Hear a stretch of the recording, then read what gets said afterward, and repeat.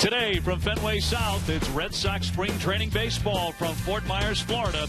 And this afternoon, the Red Sox face the Philadelphia Phillies in the second-to-last home game of the Grapefruit League. Opening day is 1 week from tomorrow.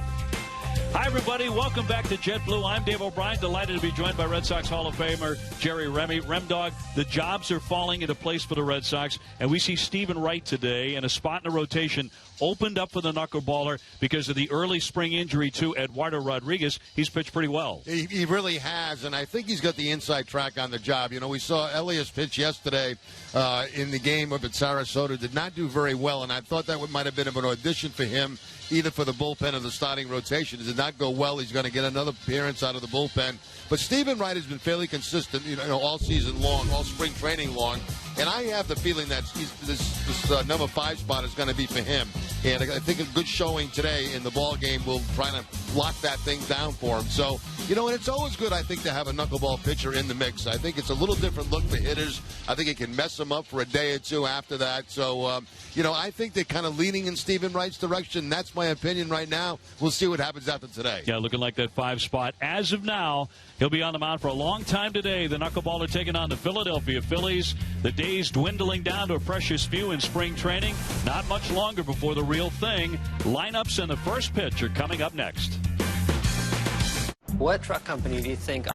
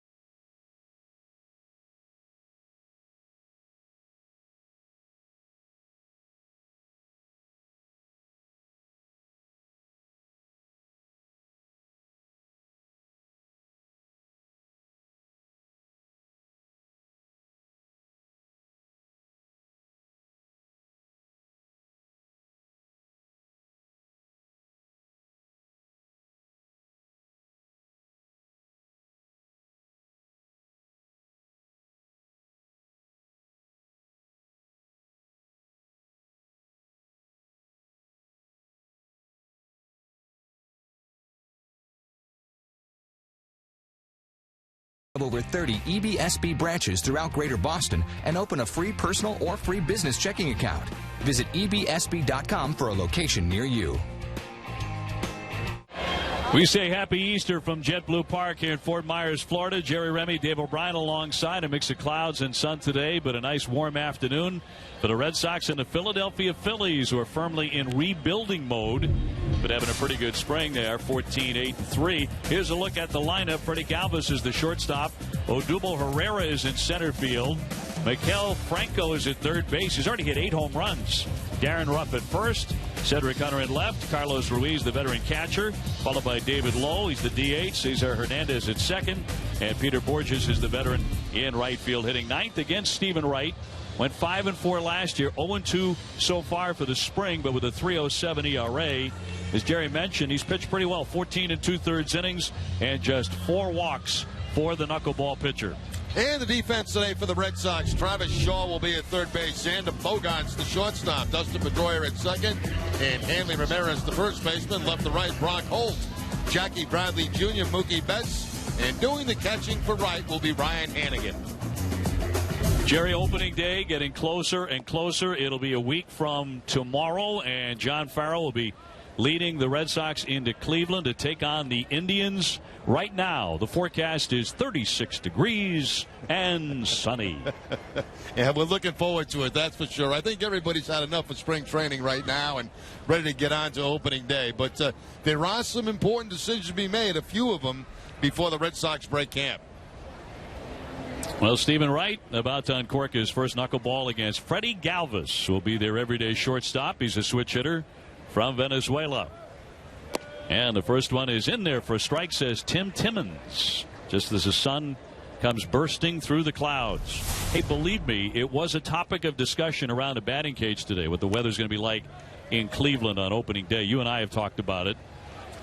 And 36 to 38 degrees, but it's not supposed to be blustery. And the single most important thing is right now it's going to be dry in Cleveland. Well, that's good. I mean, if it's not windy, you can handle those type of temperatures. Popped up behind home plate. Hannigan looking for room up near the screen, but it's over into the box seats. Hey, we're just lucky right now they're not predicting a 3-day snowstorm there. That's all. Oh, yeah. Got that right. And very possible there, as you know too well. That snow comes off the lake, and it can last for days. But, hey, we'll see. You know, that might change. It might be 60 degrees, though, on opening day. Who knows? Right. I'm with you on that. The 0-2 to Galvis. Wrapped to the right side. A sprawling play by Hanley Ramirez. Throw to first. Well, that was well done with right covering. And the more we've seen Hanley manning first base, the more comfortable you become as a fan with the idea of watching him for 162 games over there. Well, you know, it's one of the things that I really wanted to pay attention to this spring training, and I've seen him every day, and I can put a plus in his column because he has put in the time, he has put in the work, and he has got results on the field. That's the biggest thing. That's not an easy play there, going into the dive and then from his knees having to lead that pitcher to first base. That was a very nice play by Ramirez. I'll bring up the youngster Herrera. Well, Brian Butterfield is a magician in many respects, as that one is bunted foul. I remember Derek Jeter, when Butter was in the Yankee organization, saying he basically made me the shortstop that I was. Jeter had one year where he had something like 36 errors in the minors.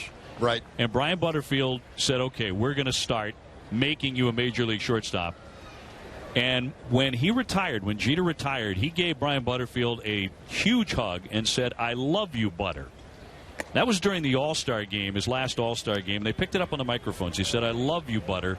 And that was all the respect in the world for what he did for him in the minor leagues. You know, if you're around Brian Butterfield at all, I mean, you realize what a hard worker he is and the amount of time that he puts in trying to make these guys better. And that certainly has been the case. I mean, it's been hours and hours and hours of work with Ramirez this spring. And to Hanley's credit, he's taken to that. And they have a unique relationship, Butterfield and Ramirez. And it's a very positive thing for Hanley. The 1-2 to Herrera. Back up the middle and through for a base hit. Phillies really took a chance on him last year as a Rule 5 draft pick from the Texas Rangers. And he hit .297 and stole 16 bases with 8 home runs. They really like him. Yeah, and a chance for him to run, too, because, you know, anytime there's a knuckleball pitcher on the mound, base stealers love to get on base to take that opportunity because it's kind of 50-50 whether the catcher's going to handle the baseball or not. Here's Franco, their third baseman, who has already hit 8 home runs in the spring. That leads everybody in the majors in the Grapefruit League and in Arizona, hitting .302. Just 23 years old from the Dominican Republic. He takes one outside. He is the Phillies' star prospect. Takes a big swing and obviously has excellent power. That's what he did last year in 80 games before he got hit by a pitch that broke his wrist in August. Many thought he was on his way to the Rookie of the Year, at least in the conversation. And that's a strike.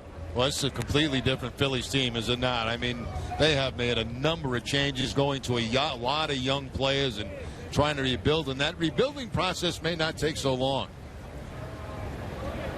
Yeah, with talent like this. He has 8 home runs. The entire Red Sox lineup today has 11. So this kid is cranking. Dive back at first base. Herrera safe.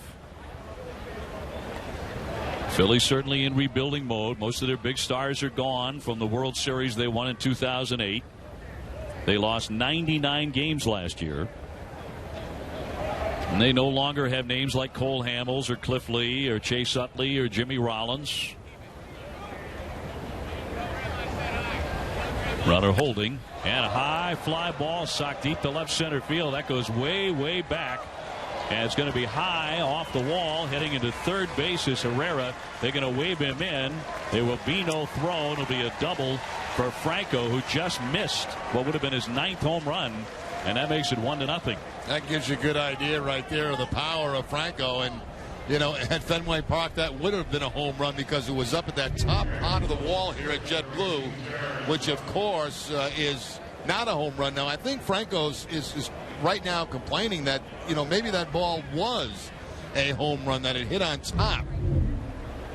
And the umpire's going to get together here and see if it was out of the ballpark.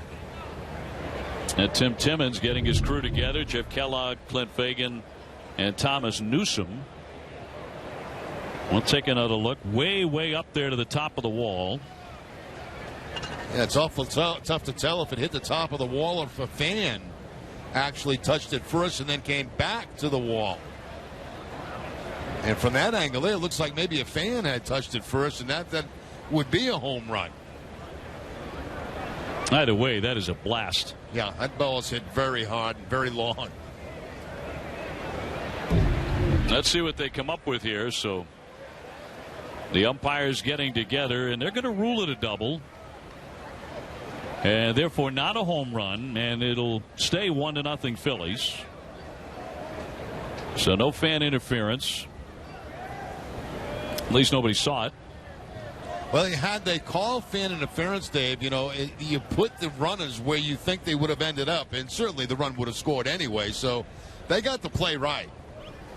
Holding Franco at second base. That'll send up Darren Ruff. Big first baseman, 6'3", about 250. And across for a called strike. Stephen Wright, now 31 years old, out of Torrance, California.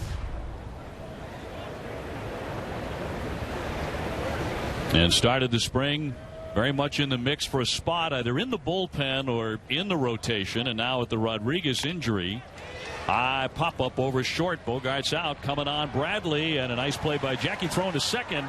A more accurate throw would have had him double up. He threw that off balance. But the runner, Franco, able to scoot back in. Yeah, surprised. Jackie actually had a shot at second base. I mean, he knew it coming in as he makes a sidearm throw right there, but the throw's going to be a little bit off target, and had it been on line, there might have been a double play to get the Red Sox out of the inning. Pedroia diving for the ball, keeping it near him, and no advance for the runner at second base and Franco. That'll set up Cedric Hunter, hitting .288 with 3 home runs for the spring. Up on the left side, and a knuckleball in there for strike one. Ryan Hannigan doing the catching today. And if that knuckleball is really dancing, that's always a battle for the man behind the plate. And there's minor league numbers, has some power. It's a little different approach for catchers when they're trying to catch that knuckleball. It's not go out and get it. Let the knuckleball come to you. Try to keep that glove as quiet as you possibly can right to the last minute. 2 down, a runner at second for the Phillies. Big wave and a miss. Yeah, it's when you see the catchers, not guys like Hannigan who are used to catching it, but younger receivers who aren't used to catching. We see them jabbing at it. Yep, and that's very dangerous. And they have to turn around and go to the backstop to pick it up more often than not. 1-2, a little high. Stephen Wright is out of options, so that was in his favor coming into this camp, but he's had a solid spring, an ERA of 3.07. Trying to lock down that 5th spot in the rotation. Flared foul out of play by Hunter. Carlos Ruiz, who seemingly has been with the Phillies for 30 years, is on deck. He's one of those guys been around forever. And still has to make road trips from Clearwater here. Yeah, how about that? I was wondering about that too. What do you mean I'm getting on the bus, Skip, to go to Fort Myers? I'm 37. 2-2, fouled off Hannigan. And now the home plate umpire Tim Timmons will go out and chat with Wright, but this is only to allow Hannigan, it's a little professional courtesy, just to allow him to get himself together after this tip. Ouch. It's like right off that left arm or shoulder or some area in there, but he says he's okay, ready to go, and back to action here and very, very quickly. Timmons asking for some new baseballs. He might ask for a new chest protector just to allow Hannigan to get it together. Ryan seems like he's all right. The 2-2 and fouled back this way. He's right underneath us, Remdog. Have you had any in the booth ever here? Actually, we had one, I think, yesterday up in Sarasota. Not in this booth here. I don't recall one. Yeah. Spring training's tough. We're situated much lower than normal. Not the typical flight of a foul ball. The 2-2. He wouldn't chase it. Phillies grabbing the early lead 1-0. Franco nearly powering a home run, and they believe that's going to be a very familiar sight in Philadelphia this summer. He leads at second, the 3-2. High pop up on the infield. Bogarts. Xander there looking up into the sun, and that retires the side. But the Phillies are on the board. They get the first run of the contest here at Jet. How fast is it? Plenty fast. It's not how fast.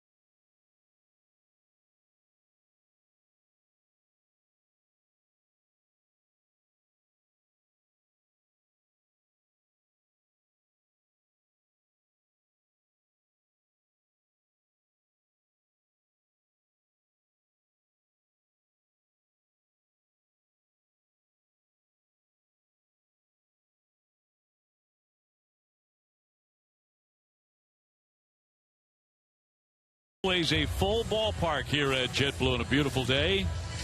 On an Easter Sunday, Red Sox taking on the Philadelphia Phillies. And here's a look at the Sox starting lineup. Mookie Betts will lead it off in right field. Dustin Pedroia at second base. Xander Bogaerts is the shortstop. David Ortiz, the DH, with Hanley Ramirez at first. Travis Shaw at third base. Brock Holt is in left field. Ryan Hannigan doing the catching, batting eighth. And Jackie Bradley Jr., who has really swung a nice bat, is in center and hitting ninth against the right-hander Jared Eichhoff, who is 3-3, a 2.65 ERA. Big, strong right-hander, good velocity, and he will be a member of their rotation in 2016. And the defense today for the Phillies, Maikel Franco will be at third base. Freddie Galvis, the shortstop. Cesar Hernandez at second. And Darren Ruff, the first baseman. Left to right, Cedric Hunter. Odubel Herrera in center field. Peter Borges in right. And Carlos Ruiz doing the catching for Eichhoff. Eichhoff with a low 90s fastball. Came over from the Texas Rangers last season in the trade that sent Cole Hamels to Texas. And here's Mookie Betts. His numbers from last season. Mookie had 3 hits yesterday in the loss to Baltimore at Sarasota. Had a very nice day, Dave, yesterday. He did just about everything. 3 hits. He actually had a bunt base hit, stole a base. Well-rounded game for Betts. I asked him around the batting cage this morning, are you going to be looking to bunt more frequently this season? And without hesitation, he said, absolutely. If I see the third baseman backed up, he said, I think I can do that and drop a hit down once in a while. He wants to do it more frequently. And that'll work to his advantage. If he gets the reputation of dropping a bunt down at third base, they have to come in on him. because of his speed, and because he's a very good pull hitter, that opens up a few more holes on that side. High fly deep down the left field line. Really hit that one. Hunter turning around to play it off the wall. And Mookie really locked in right now. He wishes opening day were today. He's into second base with a double. Boy, his swing looks really good. Yeah, it does, you know, and what he's doing, he's pulling the ball that's inside. He's moving the pitch that's outside to the opposite field. That ball stays middle in, and, of course, that's the ball that Betts loves. And he's got the quickest hands probably of anybody in the Red Sox batting order. Off the wall for an easy leadoff double. 68 extra base hits last year, the most by a Red Sox player before turning 23 in 75 years. Dustin Pedroia next. He'll take one down and in for a ball. Pedroia for the spring, 289, no homers. He's driven in 3. 291 last season, shortened because of the hamstring injuries to 93 games. Phillies with a 1-0 lead. Pedroia trying to change that. Bogart's on deck. And then David Ortiz in the second to last spring training game that he will play in this ballpark. Red Sox will celebrate Big Papi in their last one coming up tomorrow, last home game. Going to be hearing that a lot, aren't you? For David Ortiz, the last this, the last that. Hard to wrap your head around it. Yeah, it really is. And you know, you wonder how it's going to affect David as the season goes on and you get closer and closer to the end. Hopefully the Red Sox are in a race that keeps everybody very competitive, and they can focus on that. Foul tip to the mid of Ruiz. Well, you know, David, he wants that last, whatever it is, that last at bat to come in October. He wants to go out in a flare. There's no question about it. It's been so clutch for the Red Sox that he'd love to be able to do it one more time on the way out the door. He's all about winning.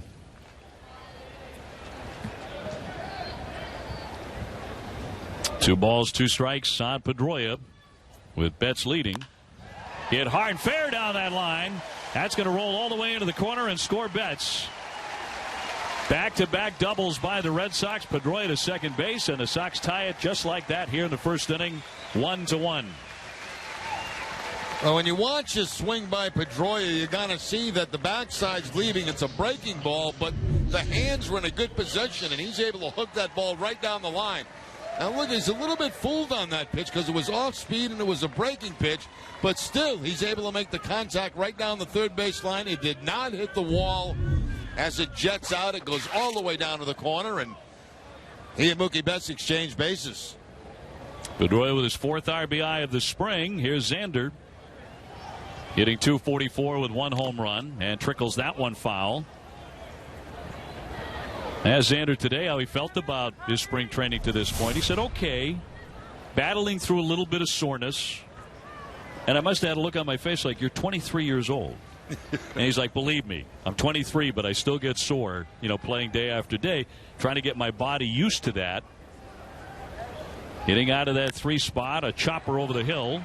Hernandez to charge, Pedroia down to third, and Bogarts is out at first base. Now that looks like a weak out, but that is a very productive out for Xander Bogaerts. He'll get congratulations for that by moving that runner to third base with less than 2 outs. You and I have talked about at-bats like that this spring, Jerry, and how the Red Sox need guys to do that, because now you've got David Ortiz coming up who can deliver a fly ball and bring in this run, or a ground ball to the right side, bring in this run, and you've got the lead. That's exactly right, and it's something the Red Sox have been a little bit better at this week. Situational hitting. So here's Big Papi looking for that first home run of the spring. Hitting right at 200 with 3 runs batted in. Tomorrow, the Red Sox final spring game at JetBlue. His last appearance at home here. You're seeing signs around the ballpark here today. Celebrating a great career, and that one is inside. He had an at-bat in his last game he played here at JetBlue where he finally got tired of pulling the ball, and he took one to the opposite field. It was a perfect swing that he planted off the wall, and hopefully that kind of swing will get him going here at the end of spring training. He'll ask for time here. A little something in the eye. Dustin Pedroia at third base, a run in. Red Sox have tied it 1 apiece with the Phillies. Red Sox right now at 11-14 for the spring. Eichhoff's 2-0 pitch is fouled away.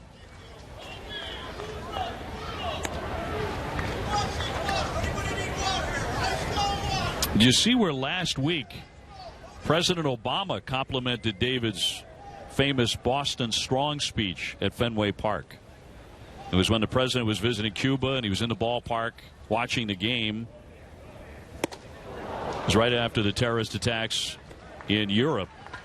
And he said that David Ortiz's sentiment summed up what everyone was thinking, what every American was thinking at the time of the Boston Marathon tragedy. A 2-2. Check swings. Not every day where a president of the United States echoes something a professional athlete said. And how he chose to say it. Well, that was the surprise to all of us, I think, is how he chose to say it. Yeah, right. But even the president said, you know, for that time, for that moment, it was acceptable. It was appropriate. And, in fact, he hit it right on the head. Ground ball to the right side. Here comes Pedroia. Hernandez from right field will throw on to get him. And that's the kind of baseball you want to see more of from the Red Sox when the regular season starts, right? Exactly right. And we're seeing more of it this week. I think there's been a focus, you know, this week with the Red Sox on situational hitting. We've already seen it here in the first inning. Pedroia getting the run home from second base. We saw Bogarts move him to third. And with the infield very deep, just the ground ball from Ortiz gets another run home. Now, he wants more than that. There's no question about that. But just contact. Making contact in that situation gets you a run. Anthony Ramirez with a big swing chopper up the middle. Galvis was playing towards second and throws to get him to retire the side. But the Red Sox get 2 and have the lead 2-1 after an inning. Welcome to our sales event with low APR.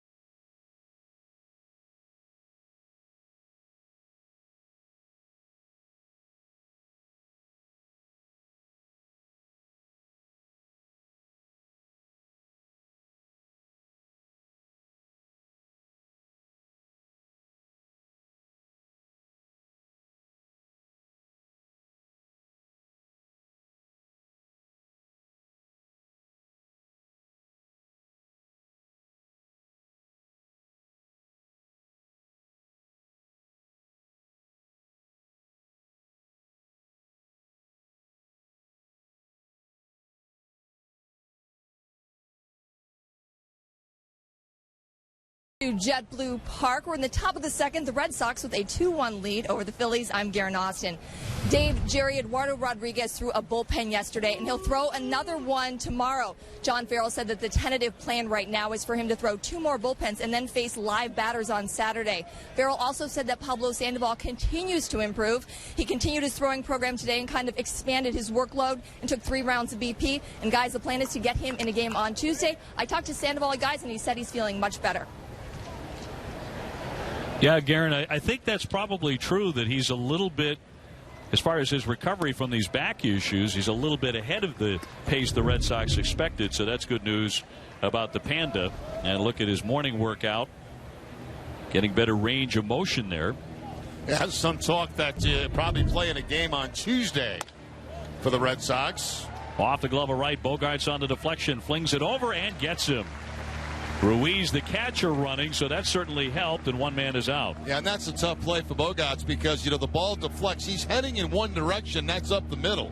And the ball deflects back to his right, so he's got to make that quick adjustment to get back to the baseball. Now watch Bogaerts on this. You'll see the deflection. He's got to go back toward his left, to make the play on that, and then make the throw to first base to get the out. So nice play by Bogaerts. A 1-6-3 brings up David Lowe, who's the DH today. These Phillies will, like the Red Sox, be in Ohio for opening day on April 4th. They're going to be at Cincinnati. Well, the Red Sox will be in Cleveland. Lowe punching a foul out of play.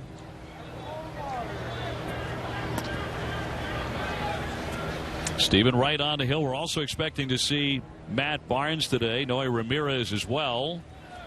And Craig Kimbrell, who is having a sensational spring. No one's gotten anywhere near hitting him, and that knuckleball out of the mid of Hannigan. That was really dancing. Yeah, that's a tough one right there because it was up high and it never really dropped.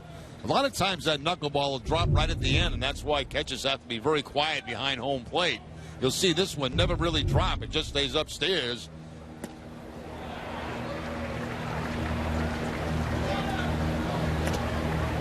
Two balls, two strikes on Lowe.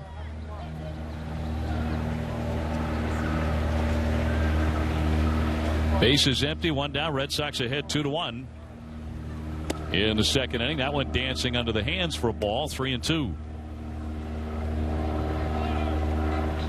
One thing Wright has done a very good job of is stay away from ball four generally this spring. That's really helped his cause. And the payoff pitch went back to the fastball, and that one popped foul out of play. Yeah, fastball at about 85 miles an hour that time for Wright. I mention this often, but when Wakefield used to spin off the knuckleball, a lot of times it was with a curveball. And this time Wright goes with the fastball. He's more of a knuckleball fastball type pitcher.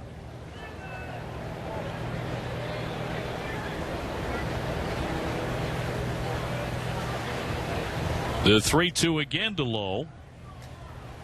And he walked him up high. So Lowe is aboard with one out. Jordan's Furniture is the official furniture store of the Boston Red Sox. Right now, get up to 60 months, no interest on anything at Jordan's. You can furnish one room or your entire room and the entire house. Best of all, you'll get to enjoy it right now. Visit Jordans.com for details. Cesar Hernandez, the second baseman, will step in. He's hitting .340 so far in the Grapefruit League. Talking about Tim Wakefield, we had Wake in for the foundation game. Had a great time with him that night. And at the end of the broadcast, we asked him, could you teach a regular guy to throw a knuckleball? And he said, well, I think I could teach Jerry, but I couldn't teach you, Dave. In there for a strike, which I thought was very diplomatic of Wake. There are few people on earth I like more than Tim Wakefield, but he did say that, I could teach you how to release the knuckleball so that there's no spin. Yeah. But as far as location, like the talent part of it, forget it. Runner goes. Swing and a miss. Hannigan's throw is on target. He is going to be out at second base. Tremendous throw by Hannigan to cut down Lowe for the second out. Yeah, that's good work by Hannigan back there because, you're dealing with the knuckleball. And as we mentioned earlier, guys that can run love to go against knuckleball pitches, but Hannigan, very quick footwork right there and an excellent throw right in front of the bag to get the out on the sliding Lowe at second base. So the count 0-2, and Hernandez won't chase that one. The speedy Peter Borges is on deck. Red Sox leading at 2-1 on a very pleasant Easter Sunday here in Fort Myers. Knocked foul out of play to the left. You know, after that throw at second base, it reminds me, this week John Farrell was talking about the Red Sox don't really pitch out a lot. They were like near the bottom of the league last year on pitch outs, and they don't throw to first base a lot. And he said one of the reasons for that is we trust our pitchers and catchers to be able to get that job done. They don't really need help from the bullpen. We want them, you know, to mix their timing up on the mound and the catchers to throw guys out at second base. In my memory, I think Atlanta, through those great years with great pitching staffs, Glavine, Maddox, Smoltz, all those guys, they didn't throw over a whole lot. No. They didn't pitch out a whole lot. 2-2 is up high. Of course, Maddox could throw it in a teacup. So could Glavine. Sometimes I wonder why they throw over at all with certain guys, because certain guys you'd want to run. You know, you get a better chance of throwing them out. Right. 3-2. Line drive at a base hit to right center. So on the 3-2 pitch, Hernandez leans on one. That'll be the third hit against right for Philadelphia.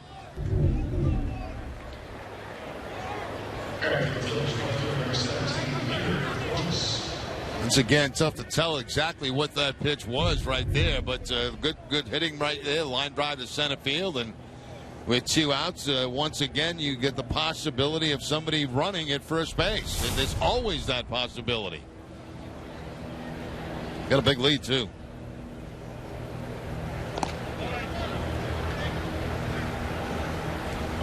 Two men out. Red Sox up 2-1. Borges can really run. And he's having a good spring, hitting .326. Look at Hernandez with 20 stolen bases in 29 attempts in his career.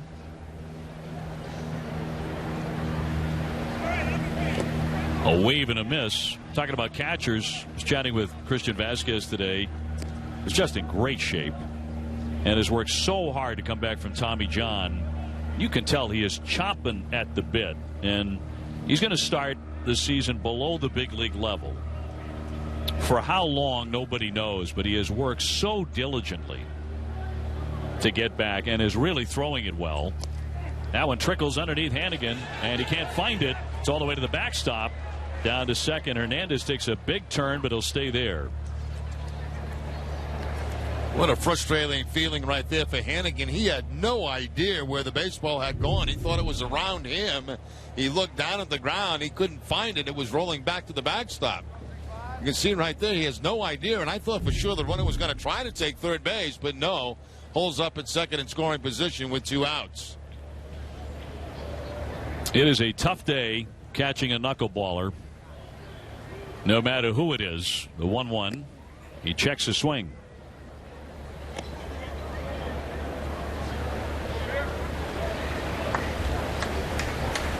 Phillies still have Ryan Howard. He's not in the lineup today to make the trip here. And they still have Carlos Ruiz.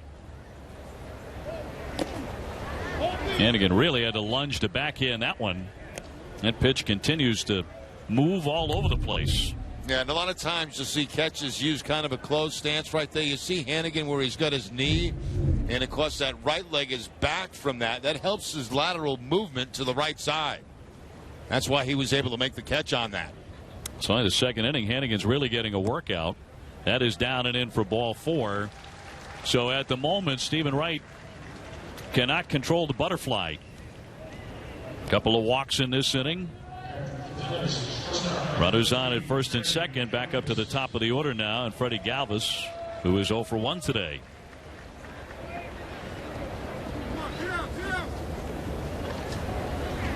Galvis, a pretty athletic shortstop. Most say he's a placeholder until their top prospect, a shortstop by the name of J.P. Crawford, is ready.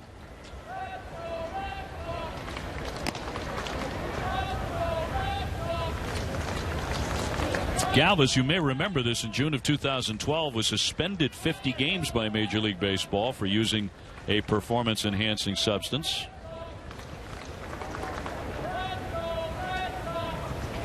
The 1-0 hammered foul down the line.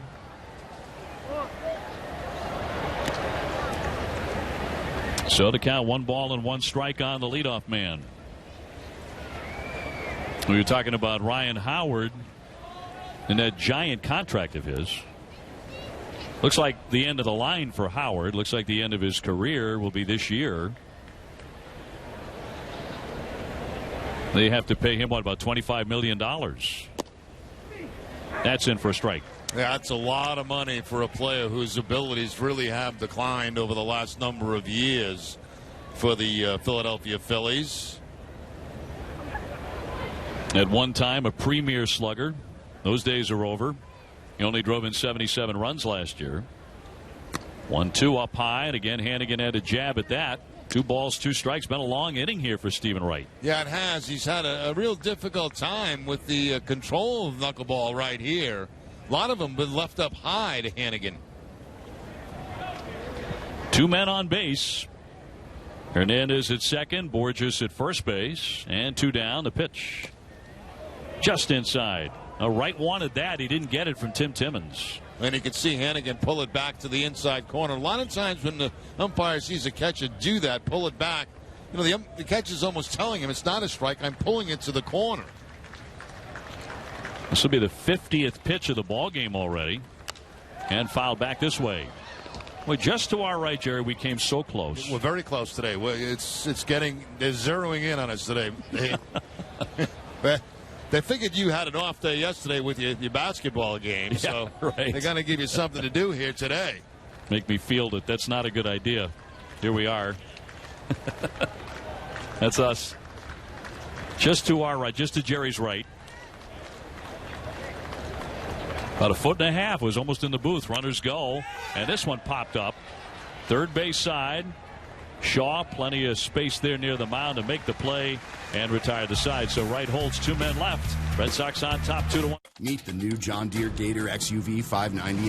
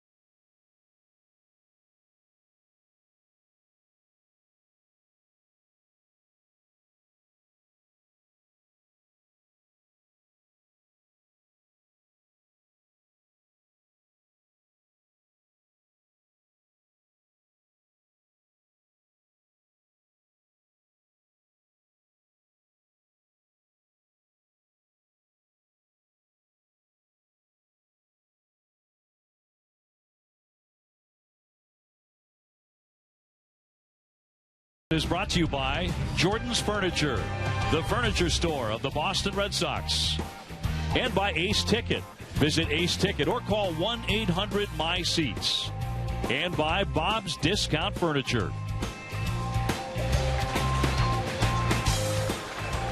Back at JetBlue Park here on an Easter Sunday, we go to the bottom half of the second inning. Red Sox are leading the Phillies 2-1. Jerry Remy, the Rem Dog, along with Dave O'Brien. Great to have you with us. We'll be with you on opening day in Cleveland, which is 1 week from tomorrow. And then the real deal gets started. Can't wait for opening day. And baseball that will count in the standings. Here's Travis Shaw to lead things off. He hits a high fly foul down the left field line out of play. Travis hitting .391 for spring training. He has 18 hits in 46 at-bats. He has more hits than any Red Sox batter. And in that fight for the third base job with Pablo Sandoval.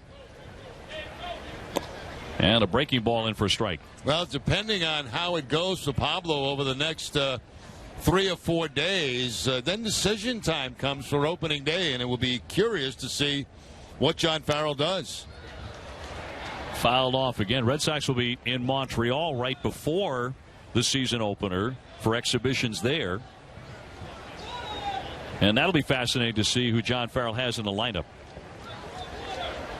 Leading to opening day. Brock Holt, for example, is on deck. He's in left field today.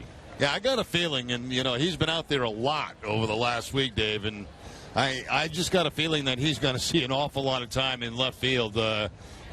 Chris Young, maybe Rusney Castillo. I mean, I think I'm not going to call it a platoon situation, but more of a matchup situation out there in left field. Yeah, Young against the lefties. Makes a lot of sense. The 2-2 on the way. Ground ball back toward the pitcher. Hernandez to his right. And the second baseman gets him. Brock, obviously a left-handed hitter. Rob Bradford, WEEI.com, sent the message out today that it's looking more and more that Brock will be the opening day left fielder. Red Sox would be facing Corey Kluber, the right-hander. And the ace of that staff. It's a very good pitching staff, by the way, that Terry Francona has. Many think their top three starters are the best in the American League. That first one is inside, ball one.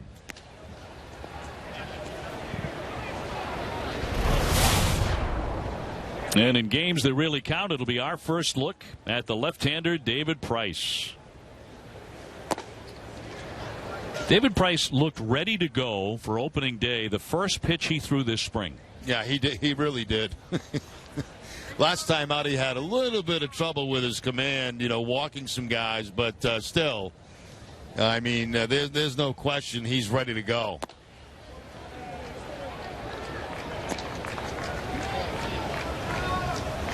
Brock Holt, of course, the Red Sox lone representative in the All-Star game. They're hoping many more will be in that All-Star lineup the middle of summer of 2016, wearing Red Sox uniforms. The 3-0 right through there. Ryan Hannigan on deck. And the Red Sox pitcher, Dave, that's looked very good. Joe Kelly. He's had a very good spring. Socked down the line. That one heading into the corner. That takes a hop, and that'll be a double. Up over the wall down the right field line after bouncing onto the warning track. Red Sox already with 3 doubles off Eichhoff today and in business here in the second inning. Now Brock Holt gets himself in a hitter's count. 3 balls, 1 strike. He's looking for one thing, and that's a fastball, and that's exactly what he gets. Fastball inside part of the plate. And he hooks that ball right down the right field line for the ground rule double. Man in scoring position again, with this time with 1 out in the inning. And sends up Hannigan, who's hitting right at 300 this spring. 247 last year with a couple of home runs.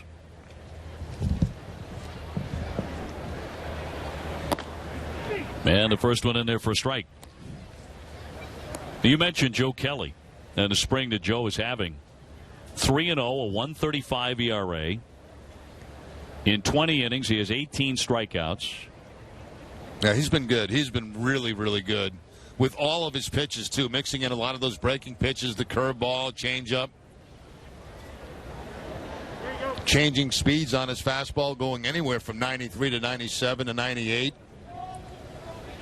I mean, he looks like the Joe Kelly of, that finished the season last year with the Red Sox. He's continued that right through the spring. Now, a lot of people haven't focused on it that much, but he was 8-0 down the stretch last year. Right. 8-0. That tells you he figured a few things out.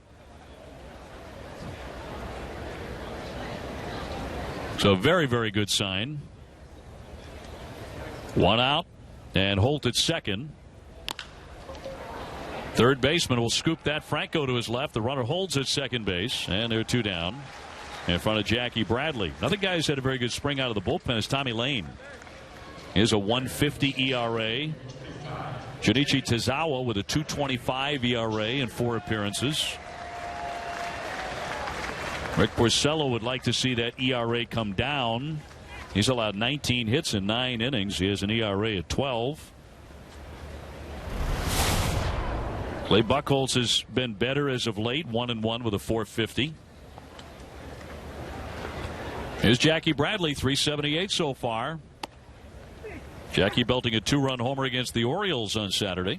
Yeah, I found it interesting this morning. John Farrell, we were in that press conference. He was talking about Bradley, and he likes him in the 9 spot because it breaks up a lot of those right-handed hitters. But he said in organizational meetings, they may be talking about moving him up in the order a little bit. I'm thinking maybe 7th as a possibility for Jackie Bradley Jr. It has to be music to Jackie's ears. Holt at second. Red Sox leading 2-1. And he won't chase. It's a more confident-looking Jackie Bradley. I mean, he doesn't need any more confidence in the outfield. He's a Gold Glover out there, certainly ability-wise, but in the batter's box, he's carrying himself differently. He's carrying himself a little bit differently all around camp. And it's sense of belonging. Big cut and a miss. Well, you know, he's been around a while now. He's been around this big league atmosphere for some time now, and you know, it's just a matter of figuring out his offense. And, you know, it looks like this spring he has got it figured out because he is not just strictly a pull hitter anymore. He'll use the opposite field. He'll use center field. He'll be 26 on April 19th, and the fastball will miss.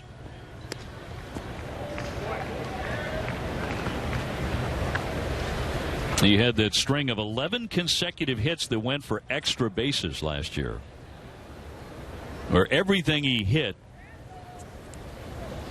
right on the screws, fouled on the ground. And to put that into a little perspective, over 50 years, the only Red Sox hitters to do that had been David Ortiz and J.D. Drew. David Ortiz had a string of an extra base hit in 12 straight games, and J.D. Drew did it in 11 in a row in 08. Cut on and miss. Down he goes, strike 3. 1 man left, still 2-1 Red Sox. What truck company do you think offers best-in-class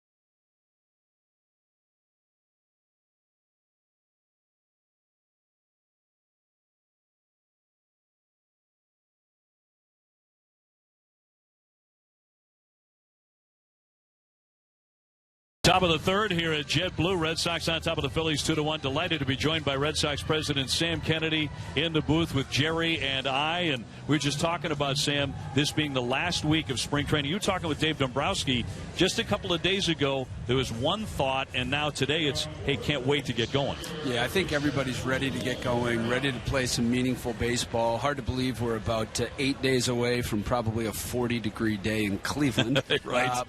No, I think we're ready to go. We're at that time of spring training where we really want to start playing games that count, and there's such excitement around this team and build up for 2016. We're ready to go. Well, just watching Kimbrel throw today, actually listening to him throw about 200 yards from here, when you hear the bang, bang, bang, and seeing him in a Red Sox uniform, I'm not sure most Sox fans even grasp yet, because he's been a National Leaguer his entire career. how good this guy is. But the last 5 years, Kimbrel has been, for my money, the best closer in baseball. Yeah, well, when Dave Dombrowski came in, he sat down with Mike Hazen, and clearly these guys identified the needs. Look, what's wrong with this club? How can we improve things at the major league level? There's so much happening with our younger players, the young core nucleus that Nick Cafardo wrote about today. But as it relates to that back end of the bullpen, to have a preeminent, dominant closer come in like Craig Kimbrel and be just as advertised, that's got to be exciting for Red Sox fans. And some of the other deals that he was able to make, adding some strength to the bullpen, really will help solidify that. And of course, dealing with the rotation, getting David Price to come here at the top of the rotation should help set that rotation as we get into the season. So key is going to be staying healthy. It always is. You break in camp with a healthy complement of guys, and we've had a few injuries who nicked up a little bit, but for the most part, we're ready to go. Diving effort by Bogaerts, but he can't reach it, and Herrera is on for the second time. He is 2 for 2 today. Well, we've been talking about David Ortiz and the fact that tomorrow's his last spring game. The club will be celebrating that, but all season long it's going to be a celebration of what has become a legendary career. It sure has. And, if you think back, Jerry, you have an appreciation for all the greats that have come through Fenway Park in our lifetime and before our lifetime. And if you think about it, there's probably not a player that has been more important to this franchise than David Ortiz. Maybe there have been greater players, that's arguable and debatable. But in terms of what David Ortiz has meant to the Boston Red Sox on the field, off the field in the community, to carry this club to 3 World Series championships and hopefully another one this year. It's just remarkable what he's achieved. His family is wonderful, and we're excited about celebrating him. Shaw off balance. Nice play down to second. The Red Sox will turn 2. Well done by Shaw off the line, showing a little bit of range. Yeah, that's pretty impressive right there, and that's exactly what the Red Sox are looking for. Having to go to his left to make that play, or his right, I should say, down the line, and be able to turn that ball into a double play is impressive. Watch Pedroia get rid of that ball quickly, and a nice stretch at first base by Hanley. You see him cheat just a little bit, come off that bag a little too soon. I mean, they can get away with that at first base a little bit, so that's a veteran move down there by Hanley. Getting the hang of it. Brings up Darren Ruff with the bases empty. A high fly to left center. Jackie Bradley and Brock Holt, and Brock Holt will make the play. Sam, can you stay with us? Absolutely. To the bottom of the inning, Red Sox on top 2-1 over the Phillies. How fast is it? Plenty fast. It's not how fast you mow, it's how well you mow fast. It's not how fast you mow, it's how well you mow fast.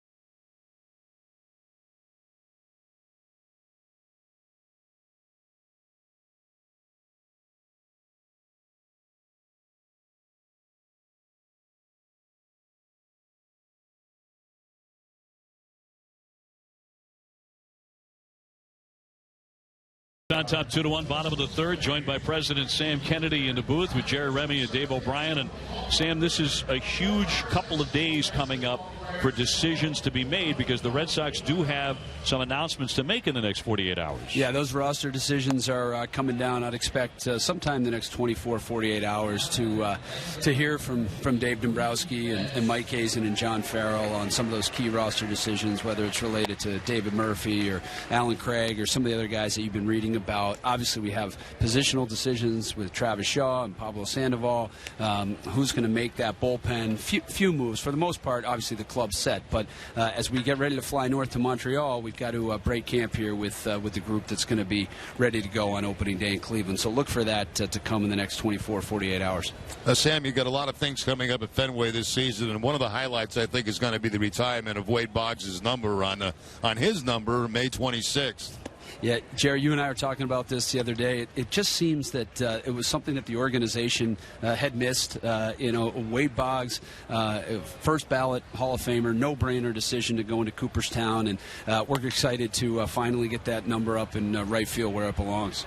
Mookie Betts with a sky-high pop-up, and Herrera comes in to make the catch. One man out.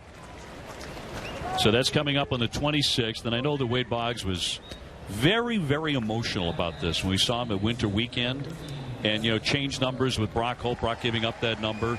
It was a major moment in his life, he said. Yeah, it's amazing. We really don't realize how connected he feels to the Red Sox organization. There he is, and I think he felt that he was being excluded for some reason, and he wasn't. It's just that we did not choose to retire the number until this offseason, and that is just, I don't think there's anything more important that you can do for a great player than retire their number. It's sort of the ultimate tip of the cap and recognition from the franchise to the players. So no one else will ever wear that number 26 for the Boston Red Sox ever again, and Wade Boggs should feel extremely proud. And we're also going to celebrate the 30th anniversary of that 1986 team. Obviously did not end the way we all wanted it to, but it was such an important season in the history of the franchise. So we'll be doing that as part of the 2016 season as well. And we've got the Hall of Fame, Red Sox Hall of Fame inductees. My former boss, the great Larry Lucchino, our president emeritus, will be going in alongside Wakefield and Jason Varitek and Ira Flagstaff. Yes. Little chopper filed here by Pedroia. That's coming up on May 20th. And delighted for all of those guys, and it makes so much sense for Varitek and Wake to go in together. It absolutely does. If you think about it, this is our 15th year here under the John Henry and Tom Werner ownership of the Boston Red Sox. Think about what those two guys have meant to this organization since 2002. It's remarkable. Pedroia up the middle. It's going to sweep through for a base hit. And Petey is 2 for 2 today. And looking ready for opening day, a single and a double. Well, we were talking about that the other night. We had Mo Vaughn in as a guest on a broadcast, and he was talking about the fact how family-friendly this organization has become. And it wasn't always this way here. And, former players are now welcomed back into the, they feel like they're wanted back at Fenway Park. And I think that's very important. It's something that this ownership group has brought in without question, because there was a time when you disappeared from the Red Sox, you disappeared. Yeah. And now there's an effort to bring these guys back, and they feel more for the franchise. Well, it's really great to hear, and I heard Mo Vaughn's comments, and I want to thank him for saying that. And he also recognized Pam Ken, who's our Vice President of Alumni and Player Relations. She just does an outstanding job. It really is a credit to John Henry and Tom Werner, who came in from different franchises. John, of course, down in Florida with the Marlins, and Tom out in San Diego with the Padres. One of the things they recognized early on is this incredible group of alums that we have, a part of our organization. That's what makes franchises great, is these incredible players. What we do is all about the players on the field, and to be able to celebrate these great players is just really an important thing that we have to do, and we have to make them feel welcome when they come back home to Fenway Park after their playing days are over. It's very important to us. Red Sox have had a lot of them. As Bogaerts takes the strike, Xander's 0 for 1 with a tapper to second base. Red Sox leading the Phillies 2-1.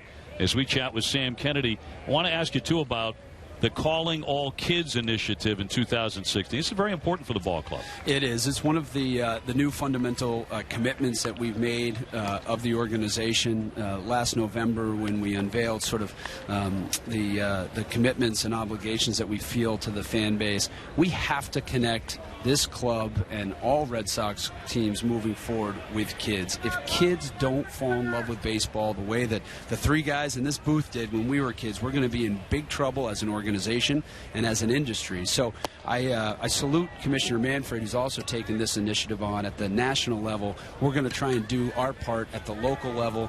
And how do we do that? Well, we got to provide access. We need to allow kids to come to Fenway Park. So we have a new program which we launched at the end of last year. It's a free ticket for anyone who signs up for our Red Sox Nation program, and we're launching a $9 ticket. So any student anywhere in New England can come to Fenway Park for $9. Now, when Luke Fowl into the stands, programs like that, when I was a kid, I would have killed for them. Because I only got to the ballpark a couple of times a year up to a certain age.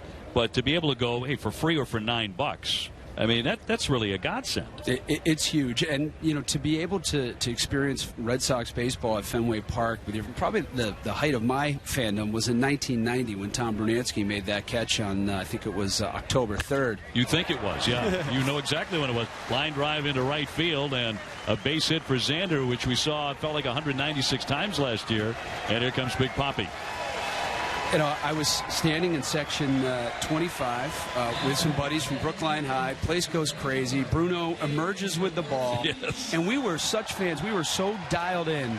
Instead of trying to run on the field or celebrating with everybody, we ran right down the ramps at Gate A, went out onto Yawkey Way, literally pitched a tent, which were our jackets, and slept on Yawkey Way because the Red Sox put playoff tickets on sale the next day at 10 a.m. on October 4th. And that type of passion, you have those memories for life. And we've got to be able to provide that access. So the student program is something we're very, very excited about. And we want to make sure that people, wherever you're from in New England, you have the opportunity to come to Fenway all season long. Little high on David, who is 0 for 1, but with a ground ball that drove in a run in the first inning. Talking with Sam Kennedy, lifelong Red Sox fan from the days before you were born, just like me, and Jerry as well. And well, you get it from your parents, right? Yep, you sure do. You know, my mom and dad were passionate Red Sox fans, and it's a great thing about baseball. It goes down from generation to generation in a way that I don't think that quite happens in other sports, and we need to celebrate that. I think one of the greatest things, I'll never forget this, when I was a kid going into the ballpark with my grandfather and my father, and coming up from Somerset, going up the Southeast Expressway, every light tower I saw on the way I thought was Fenway. You know, and I couldn't wait to get there. And they said, no, that's not it, that's not it. And that feeling of the first time walking into Fenway Park and walking up that ramp and seeing the green monster, the green grass, the color of the Red Sox uniforms, that's a thought that I will never, ever, ever get out of my mind. It's in there forever. It's there forever. Jerry, it's so cool to hear you talk about that because we all have those experiences. But yet here's a guy who grew up and actually played in the big leagues and played for the Red Sox. But think about that. But I'll never forget that. I mean, I remember that more than most of my major league experiences. And then, in those days, I'm a little bit older than both of you guys. The fact is, we didn't have color TV. Right. Yeah. And so, we're seeing green Fenway for the first time. Little trickler, Eichhoff off the mound will throw on to first base as the runners will advance. Well, and the memories are so vivid. You talk about that. So sometimes we can't remember what we had for breakfast, right? That was exactly. But you remember going to a game with your mom or your dad or your grandmother or your grandfather. I can remember going to Bo Sox days. I can remember Dave Stapleton and Gary Allenson signing an autograph down the right field line and collecting an autograph. Today it's about getting selfies. It's about I can think about social media today and how you can connect with a player. I heard a great story from a young girl who came here just a couple weeks ago. She got her selfie taken with Devin Marrero. She Instagrammed at him. I probably have the terminology wrong, but he responded back to her via Instagram. She is now a Devin Marrero fan for life. No doubt. And the players have this impact on our fans, and we have to recognize that and make sure they recognize that as well. Here's Hanley with runners at second and third, 2 down as we chat with Sam Kennedy. Amazing to think you both have very similar memories. They're almost identical to mine about coming to Fenway. Jerry grew up to play for the Red Sox. You grew up to become the president of the Red Sox. That thread continued, and I'm a broadcaster for the Red Sox. And I remember the very first time I saw the grass at Fenway, walking up the tunnel down the right field line, and my father didn't say anything for about an hour. And I said, "What's up?" And he said, "How did they get that grass so green? And I can't grow anything." on our lawn in Marshfield. Nothing grows. But look at that. You actually got despondent for a little while, but it's the greenest grass you've ever seen in your life. It is, and by the way, this is probably a good time to tip the cap to my colleague and partner and friend Dave Miller, who has once again has the ballpark ready to go after a very busy off season. We had some college football, we had some Irish hurling, we had a big air event with skiing and snowboarding, and Dave and his team have done just an amazing job. The ballpark looks beautiful. And you see it every day. I do, and the sod is in, and we're ready to go thanks to Dave and his team. We don't take that for granted. He's a magician. He really is. He is, and Fenway's become one of the preeminent sports and entertainment destinations in all of North America, and that's a huge credit to Marty Walsh, the city of Boston, for allowing us to put these events on, but it wouldn't happen without Dave and his team taking care of that ballpark every day. We're very appreciative. It's a jewel. Hot shot, third baseman Franco snags it, the spin, the throw, and got him. And the Red Sox will strand to. Sammy, great to see you. Thanks so much. With you guys. We'll see you in Montreal. Thank you, sir. Sam Kennedy, president of the Boston Red Sox. Sox leading it here 2-1 at JetBlue.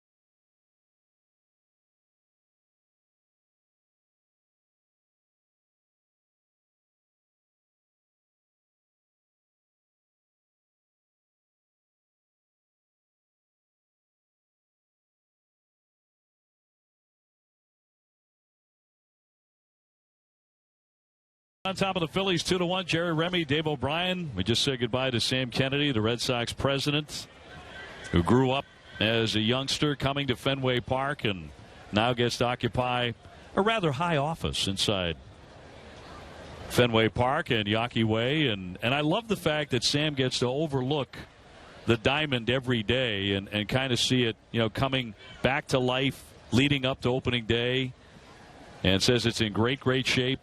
The field looks magnificent thanks to Dave Miller and his crew. I really think, I was thinking through that interview that we all really have to pinch ourselves because, where we want to be. We all grew up Red Sox fans. We all grew up with a love for Fenway Park.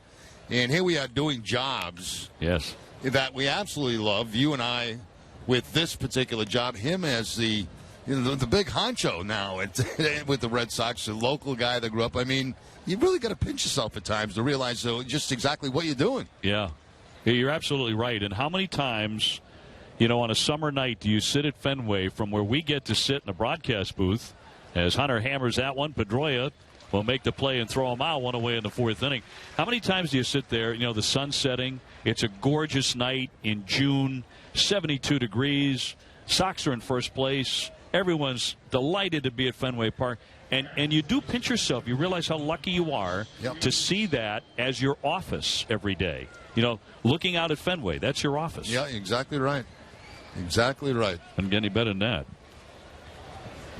Carlos Ruiz, the catcher, 0 for 1. As he'll take outside ball one.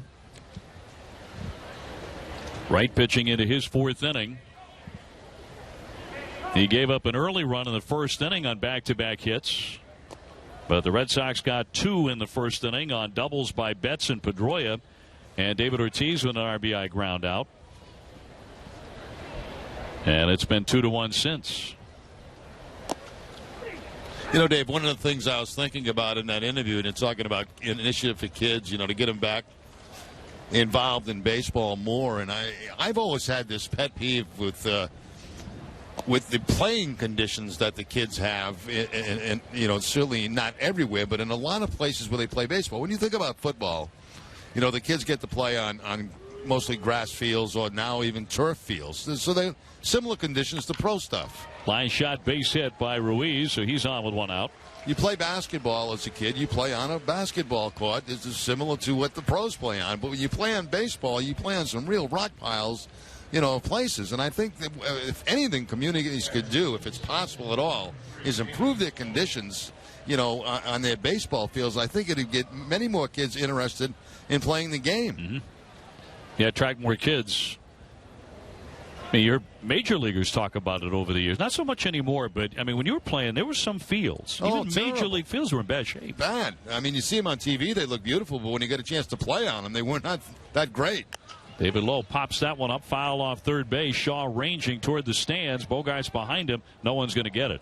Although I will say this, and this really was a thought of mine. I came from the minor leagues where a lot of times the infields were not that great, and I got to Anaheim for the first time, and I started taking ground balls, and I said, man, if I ever make an error here, I said, how could you possibly do it? Well, I found out that you do, very, very quickly. Right. But it was such manicured so beautifully, it was like, wow, this is special. Right. Oh, you're right, though. There were guys who used to talk about Dodger Stadium. Yeah. Like it was the tarmac at Logan. It was so hard and fast. Looked great on television. Yeah. And to hear Vince Scully talk about it, it sounded like, a little strip of heaven. Yeah, but nobody wanted to play on it. But nobody wanted to play on it. Ground ball to second, and it was already into right field down the line. Exactly. Like it was that fast, but goodness. And now most of them are in incredible shape, and you very rarely see a bad hop on any major league diamond. It's incredibly rare. Blow the batter. He walked and was caught stealing on a nifty throw from Hannigan. That knuckleball high. Runner at first base. 1 out. You're absolutely right when you said, and Sam Kennedy had that twinkle in his eye too, and you said the first time you see a major league ballpark, and for all three of us, it was Fenway Park. Yep. You will never lose that memory. Big cut and a miss, and down he goes, strike 3. And anybody who is listening to us talk about this, who went to Fenway for the first time, has the exact same memory. I'm sure they do. I don't know how you cannot, be a sports fan or any type of fan and come to the ballpark for the very first time, that you've seen it not on television or listening on radio, and you just take it all in. And I'm so happy they did what they did with Fenway and kept it. There was talk years ago that they were going to go to a new ballpark, and I was always hopeful that did not happen, and it did not happen. And I'm so pleased that in my time it'll be Fenway Park. Oh. Thank goodness for that commitment by the ownership group and doing what they've done to Fenway Park. I am with you. Look, there was a section of Red Sox Nation that wanted to see a brand new ballpark. They wanted all the amenities. They wanted more parking. They wanted to be able to have easier access to the ballpark and, larger seats and all of those things. And I get that to a degree, but it would have stolen so much of the charm of Fenway and the reason we go to the ballpark. Dan Shaughnessy had a great line many years ago. He said, there's something special about knowing you're sitting behind the same pole in the grandstand that your grandfather did. Yeah. And that's exactly right. And his grandfather. Exactly right. The 1-2 foul back. I still think the grandstand's the best place to sit. I love sitting there. Well, my day, when I was a kid, we could walk up day a game, and they weren't drawing very well in those days. Right. And you'd get a nice box seat, for a low price, and you'd want to see everything. You'd want to see a doubleheader. You'd want to see a rain delay. You'd want to see the lights come on. You want all that stuff. You'd want to see in one day. Right.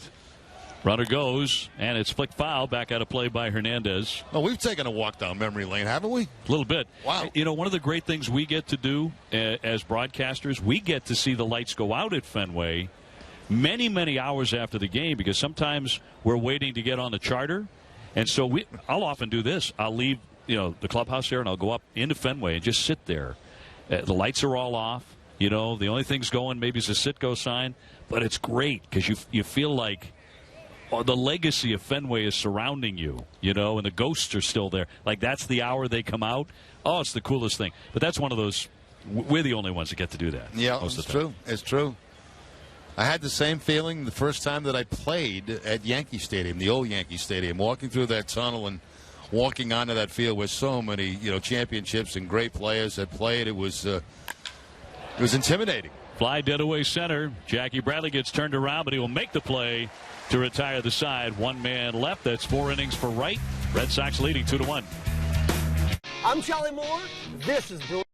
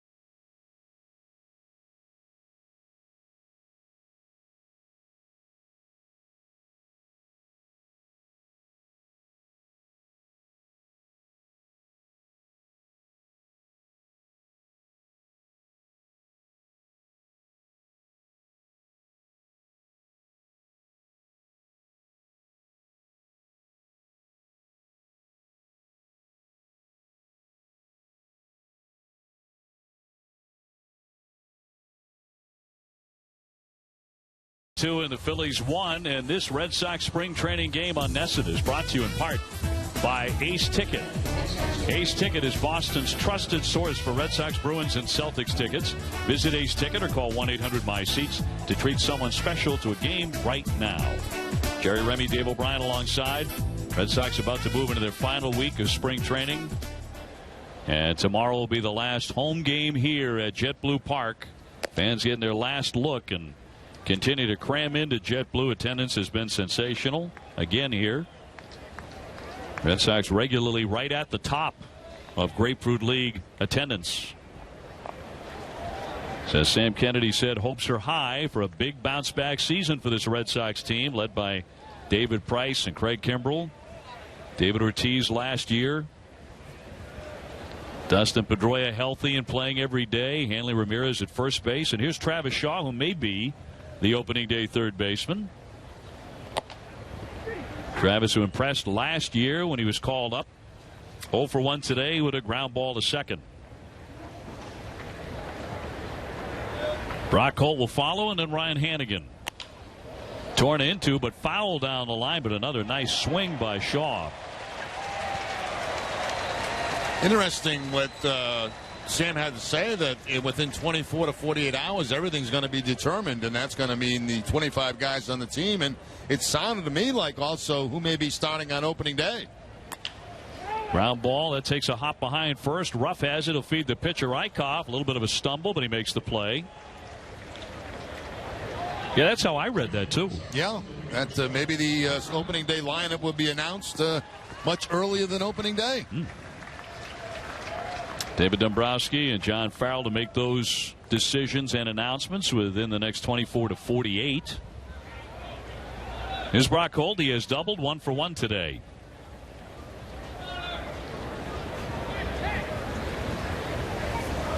Brock getting to start in left field today.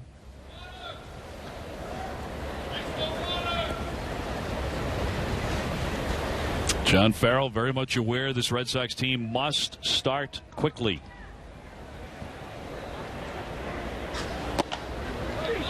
And get some wins in that win column immediately. Starting out in Cleveland and then on to Toronto to face the division champs. John has said in recent days here in spring training that he recognizes the need to manage with urgency. Now, he's playing with urgency, also managing with urgency. That means making some tough decisions that, maybe you wouldn't have made in the past, but because of the way the Red Sox have finished the last 2 years and the way things have evolved here in spring training, there are some different decisions that I think maybe even they thought were going to happen when they came to spring training. Frank Wren right there along with Dave Dombrowski on a fly to center field. Herrera under that one. 2 down.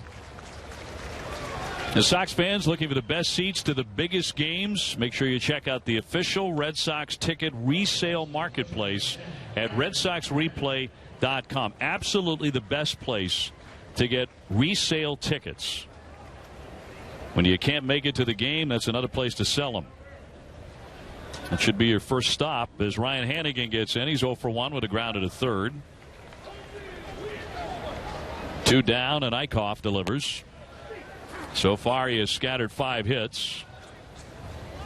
And he hasn't walked anybody. They had him up for 8 starts last year from the minor leagues. The 6'4" right-hander, and they liked what they saw. He routinely pitched pretty deep into games, has a good curveball.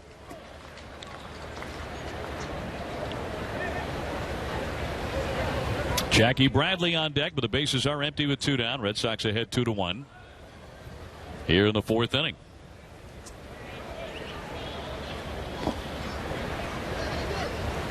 Well, the man behind the plate for the Phillies, Carlos Ruiz, we joked about this earlier. It feels like he's been catching for the Phillies since the 60s, but he's now 37 years old. He's probably at the end of the line, too, and moving into the role of a backup catcher. He's been a really good one for a long time. He was a heart and soul guy for their teams that went to the World Series. Floated to center, coming on Herrera, and that's going to dunk down for a base hit. So Hannigan's aboard with 2 down. Yeah, pretty tough at bat by Ryan Hannigan that time. He fouled off a number of pitches. He had a couple of breaking balls early in that count, and finally finds one in front of the center fielder Herrera for the base hit. It looked like a slider that time that stayed up in the zone just a bit and gave Hannigan something to work with, and he takes advantage of it with the base hit in front of Herrera. So the Sox now have 6 hits on the day. That sends up Jackie. Bradley is 0 for 1 with a strikeout.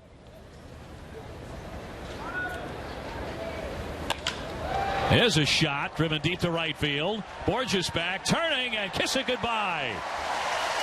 His 3rd home run of the spring and his 2nd in as many days. A 2-run shot, a liner by Jackie Bradley Jr.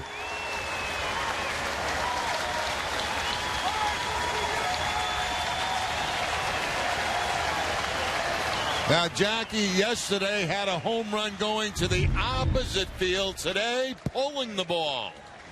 Well, take a look at the pitch, and I might have been a changeup, something off speed, I believe, and a good job by Bradley staying back. And that was a no-doubter right there. As it was way over that fence in right field. Jackie turning on the power the last couple of games. Mookie Betts with a bounder up the middle. That'll get past the shortstop Galvis. And a base hit. Mookie taking a big turn, but heads on back to first base. He's 2 for 3 today. I think you're right about Jackie Bradley wanting to move up in that order. The Red Sox are considering moving him up from that 9 spot, and he continues to swing it like this come opening day. That'll take care of itself. That's exactly right. And, they're looking for maybe a little bit more production as they get a little bit higher in that lineup, or I should say the lower part of the lineup, but get Bradley a little bit higher. So that's the decision they're going to have to make in the next couple of days when they talk about their batting order. Pedroia with a perfect day. He's 2 for 2 with a double and a single. Red Sox leading 4-1. I look for Betts to try to run in this situation. 2 outs in the inning, and he's trying to get some running in, some work in with stolen bases before the season starts. He had one yesterday. He may go again. Holding at the moment, and a strike.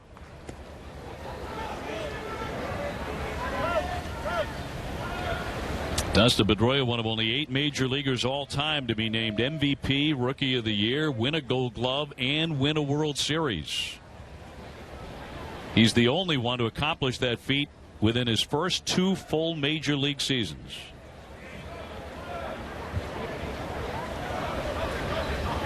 Eichhoff with a 1-1 and a ball. The others, by the way, to accomplish that feat are Willie Mays, Johnny Bench, Frank Robinson, Pete Rose, Cal Ripken Jr., Thurman Munson, and Albert Pujols. That's some pretty big names right there. It's not a bad all-star team. Low throw and knocked down by the first baseman Ruff as Mookie went diving back in. Yeah, Mookie gets one of the biggest leads of anybody in baseball at first base. He's very comfortable getting back to the bag on the head first slide. But you can see right there, I mean, he's got himself a very, very decent lead.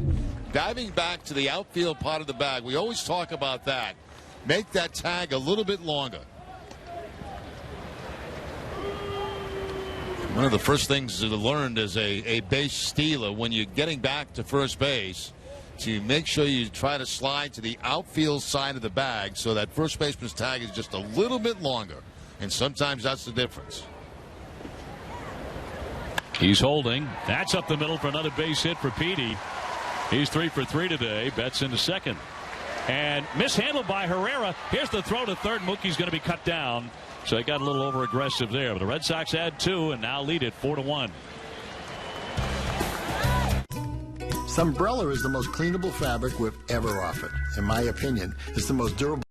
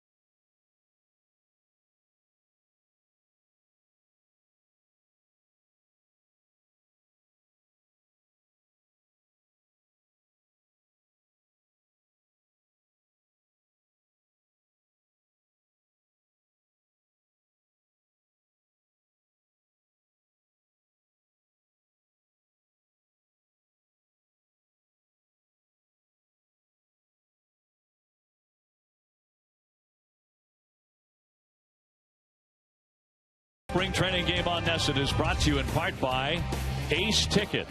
Visit Ace Ticket or call 1-800-MY-SEATS.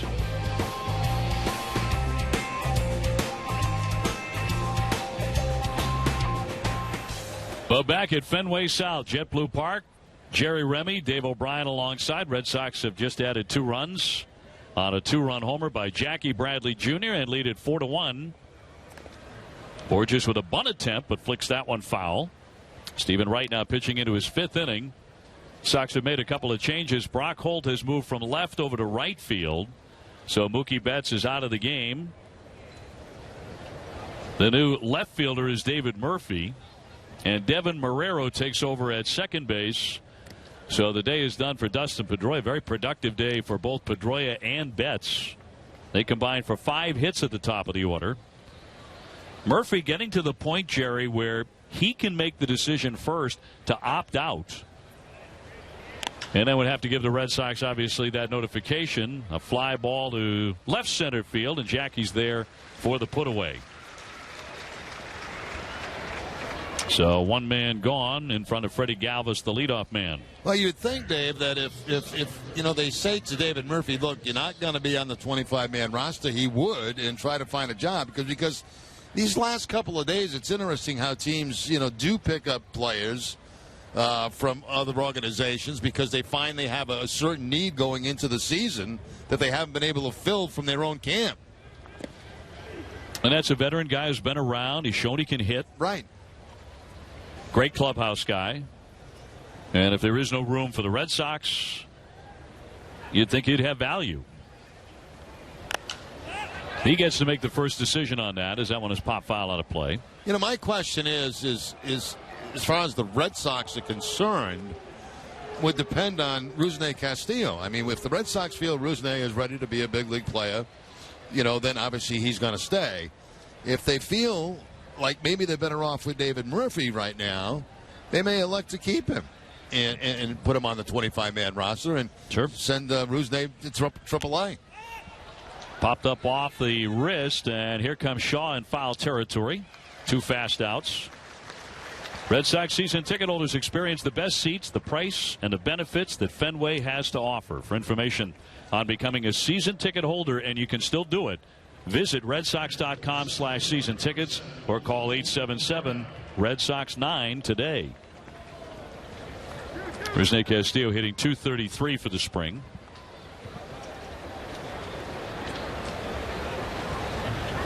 Odubel Herrera has gone 2 for 2 with a pair of singles for the Phillies. Red Sox ahead 4-1.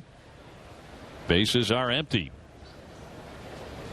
24-year-old left-hand hitter from Venezuela. Very athletic. He was a volleyball star in Venezuela with a 40-inch vertical leap. I would need a ladder. Yeah, I don't think I can get anywhere close to that.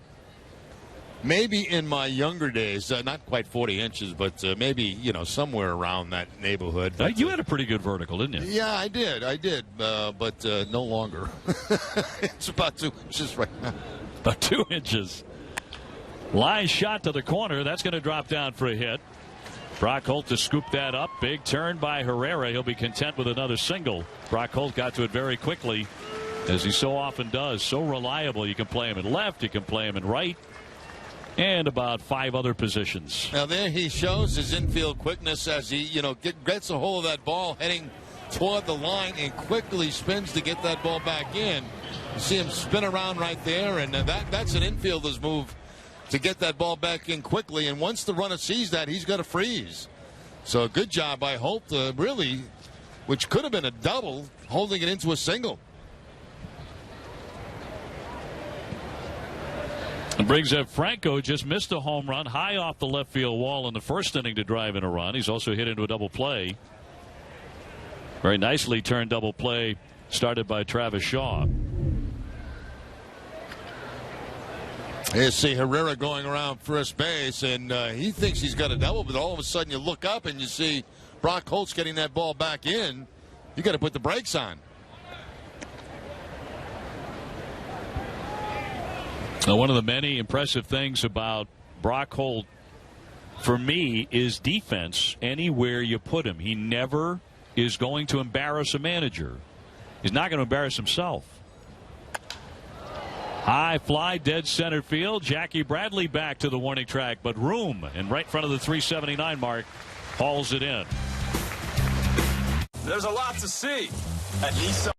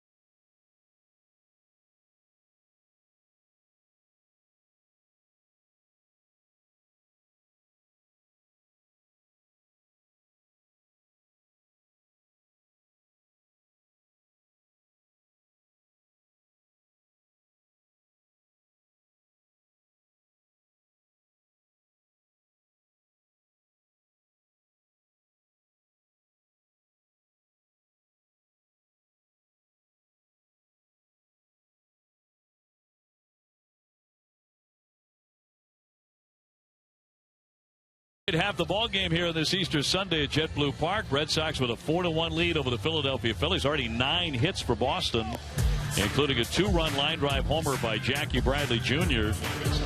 Hey, Tuesday, April 12th is Ortiz Necklace Giveaway Night at Fenway. The first 15,000 fans at Fenway receive an Ortiz 500 necklace. Obviously celebrating Big Papi's 500th home run.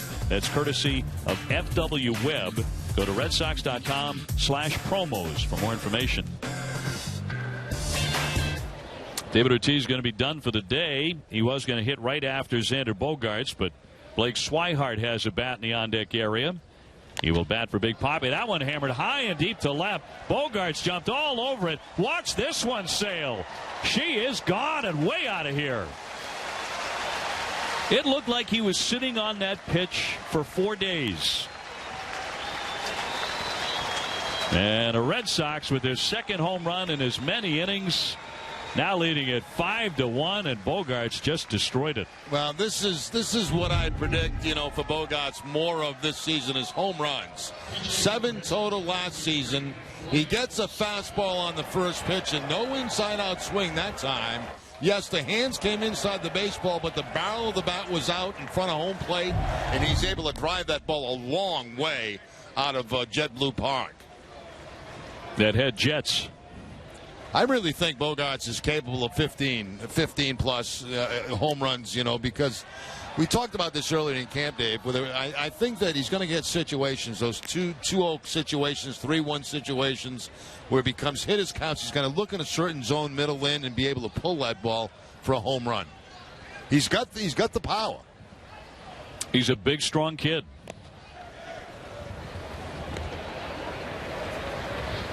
Last season, 7 home runs. He had 196 hits. But I'll bet if you ask Xander right now, would you give away some of those hits, trade them for more power, more home runs? He would say yes.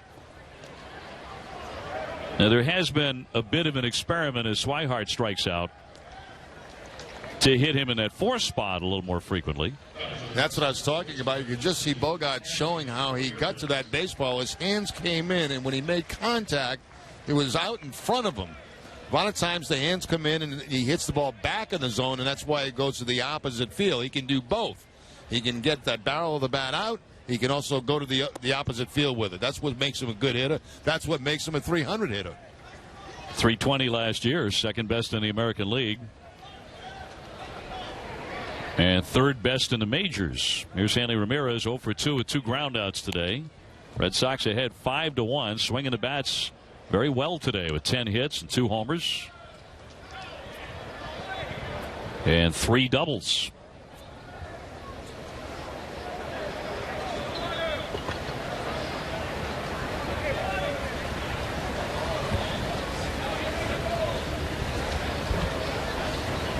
Eichhoff with a 1-1. A ball and 2 strikes now on Hanley. And when that curveball's on, it's a very good pitch for Eichhoff. It's not quite a 12-6 curveball, but very close to it. 1 home run so far for Hanley on the spring. He laid off, and that's in there for strike 3. So back-to-back Ks. Jordan's Furniture, the furniture store of the Boston Red Sox. Right now, get up to 60 months with no interest on anything at Jordan's Furniture. Furnish 1 room or your entire home. Best of all, you'll get to enjoy it right now. Visit Jordans.com for details. Here's Travis Shaw. He's gone 0 for 2 today. Nobody on base. We're into the 5th inning. Not much sun for anyone to have to deal with on the diamond today.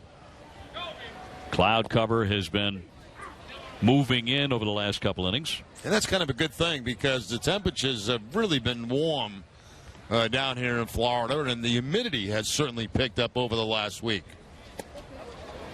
So I don't think anybody in the ballpark, fans included, complaining about the cloud cover this afternoon.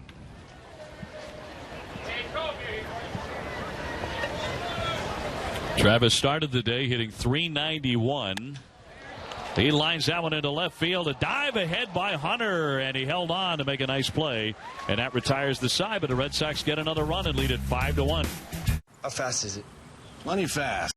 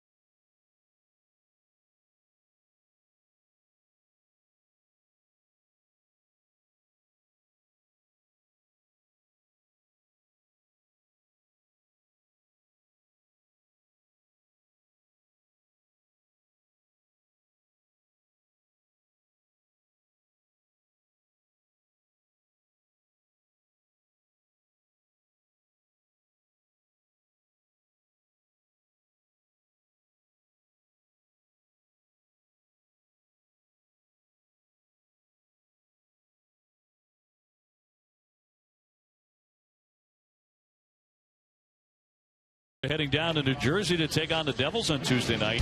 Check out an all-new episode of the Ultimate Bruins Show at 6 p.m., followed by pregame coverage at 6:30.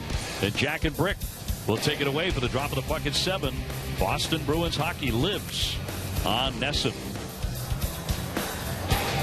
And Stephen Wright about to pitch into his 6th inning in his bid to land that 5 spot in the rotation. He's getting some offensive support. Couple of changes here, as Marrero will move from second base over to shortstop. Alan Craig now into the ball game at first base for Hanley Ramirez. And Rutledge is the new second baseman, just in case you're scoring at home. Darren Ruff about to lead things off here for the Fightin' Phils, who are 14-8 and 3 ties in spring training, but I don't think they're conjuring up any illusions of being a contender in the National League East as they continue to rebuild. And they have a lot of very talented young players, but they're going to take their lumps and their growing pains. Yeah, and a lot of those talented players coming to the Phillies in that Cole Hamels deal with the Texas Rangers. Of course, the Red Sox new first base coach used to be the general manager of the Phillies like 10 minutes ago, Ruben Amaro. Yep. And now in uniform, which is what Ruben wanted to do, get back in uniform, get back on the field. That'll be in there for a strike on Ruff. He's flied to center and he's flied to left. 0 for 2. 5 runs, 10 hits for the Red Sox. 1 run on 6 hits for the Phillies. Neither side has committed an error. And the 3-1 will float in there for a strike.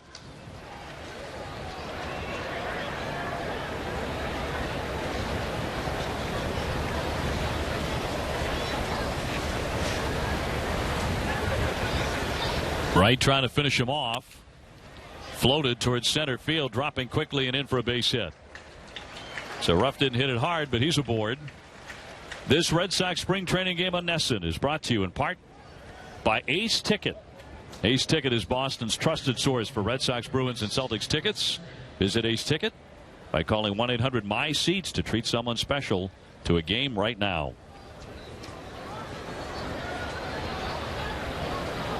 Here's Hunter. He's 0 for 2 with a pop-up and a ground ball out. Red Sox looking to turn 2 here in the 6th inning. Of course, Wright had that rather bizarre episode, something that just doesn't happen as much as you think it would on a major league diamond last year when he suffered that concussion in batting practice before a game on the 11th of August in Miami. Running sprints during batting practice, he was hitting the back of the neck on a fly ball. As that one misses down low, and he did not pitch again the rest of the season. Yeah, I remember talking to him a few times, after that happened, and he had a long recovery from that. I mean, he just didn't feel well for a long, long time. The 1-1 to the lefty batter, kind of a meager wave, but he knocks it foul out of play. Intentions were good on the swing, but then the late movement on the pitch caused it to be, as you said, a meager swing.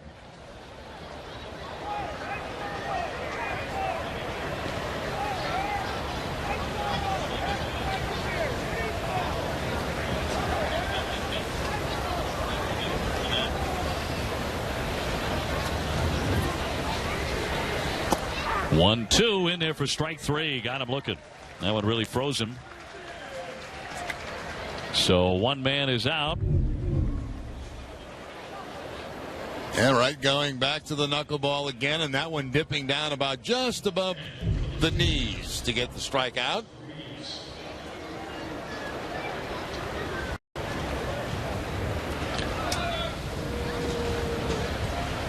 Here's Carlos Ruiz. He's grounded out and singled.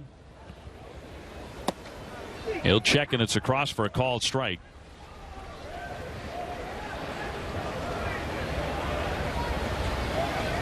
Ruiz certainly an offensive-minded catcher in his prime a few years ago. Got some big hits for the Phillies. They went to back-to-back World Series in 08 and 09. They won it in 2008 against Tampa Bay.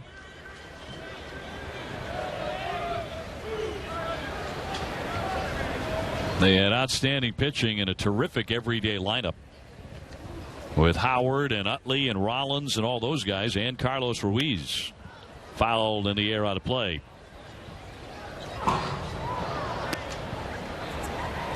And that's a great ballpark they play in there. Citizens Bank Park. Terrific park. Yeah, it really is. It's a fun park to go to, watch a baseball game. The Phillies have great fans. Yeah, they do. Always have. Demanding fans. Yes, very demanding. Little Rattler foul in all sports. It's the city that booed Santa Claus. I feel like the fans in Philly are a lot like the fans in Boston. I really do. Yeah. I mean, they're very much into all their sports. They take things very personally. Very seriously. And very knowledgeable. Looper foul out of play by Ruiz. That's 103 pitches now for Wright. And Hannigan out to give him a little bit of a break here. 2 strikes on Ruiz. Yeah, it's a tough city. Jefferson used to say that back in the days. This is a tough town. Thomas Jefferson. You were around for that? I've read a few things. I don't just read sports, Jerry. I read my history, too. 0-2. Foul tipped into the mid and held on by Hannigan to complete the strikeout.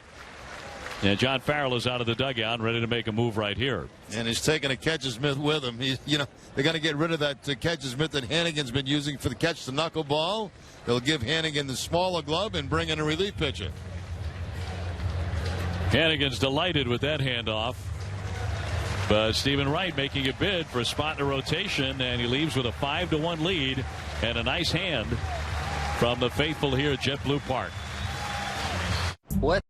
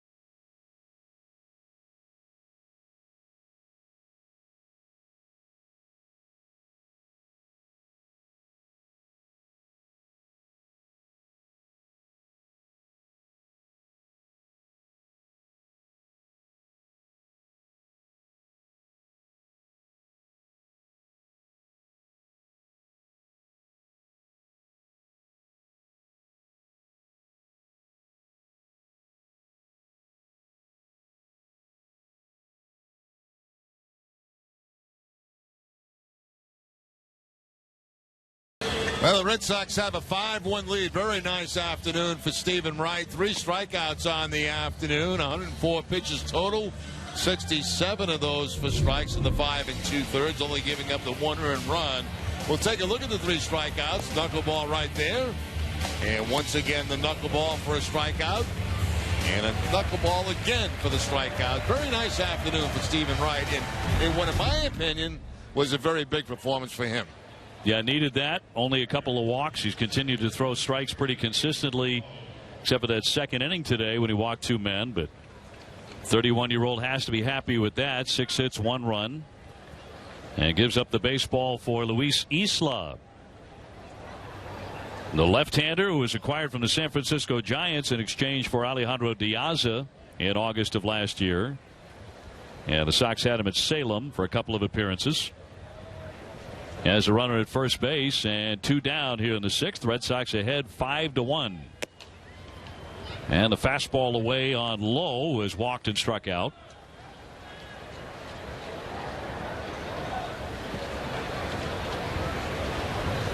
The Red Sox so far for the Grapefruit League are 11-14.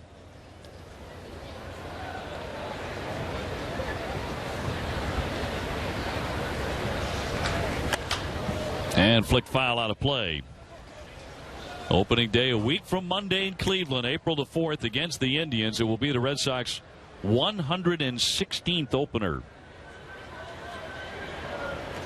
First home game is April the 11th against Baltimore at Fenway Park, and that'll be the 105th opening day at Fenway.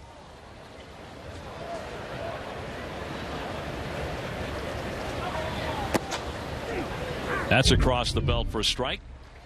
1-2.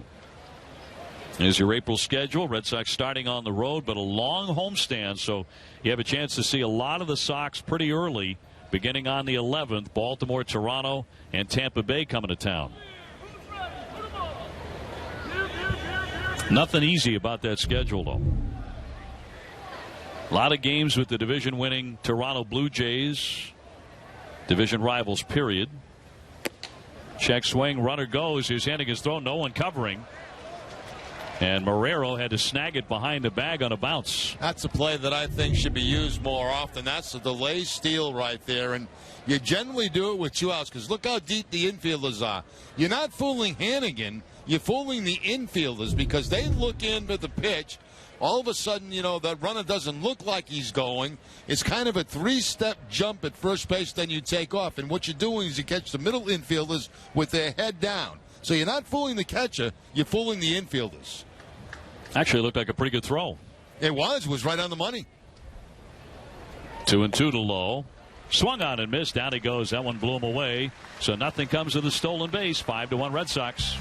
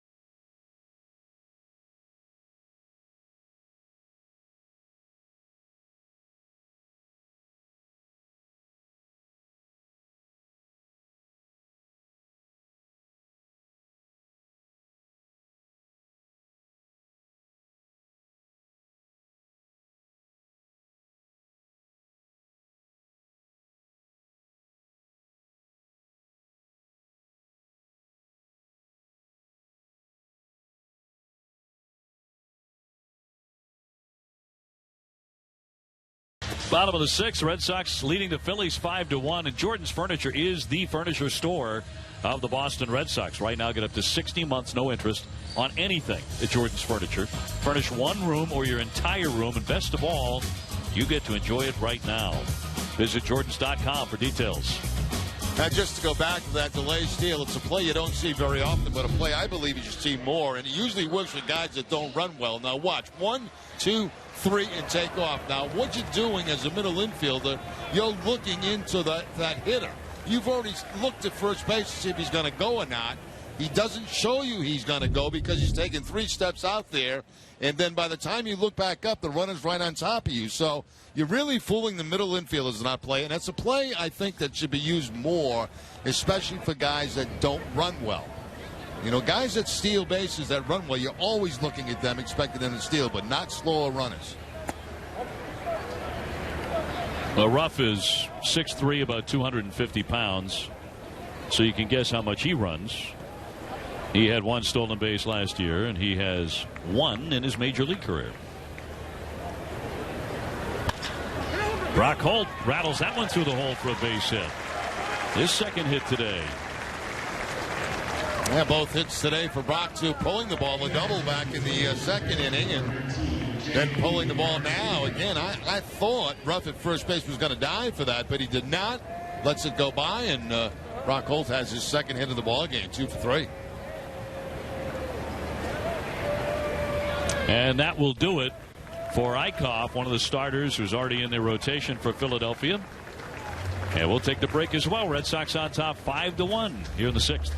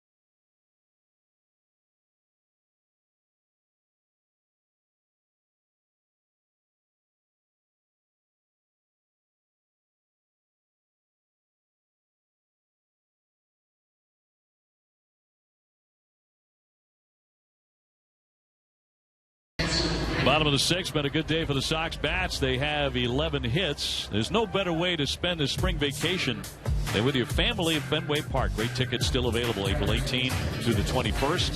For more information and to buy your tickets, just visit redsox.com/tickets right now.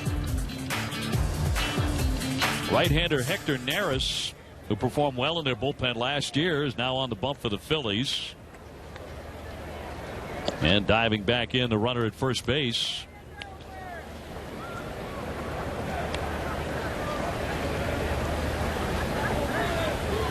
Neris's numbers, 32 appearances, a 3.79 ERA, so he was a reliable guy for the Phillies.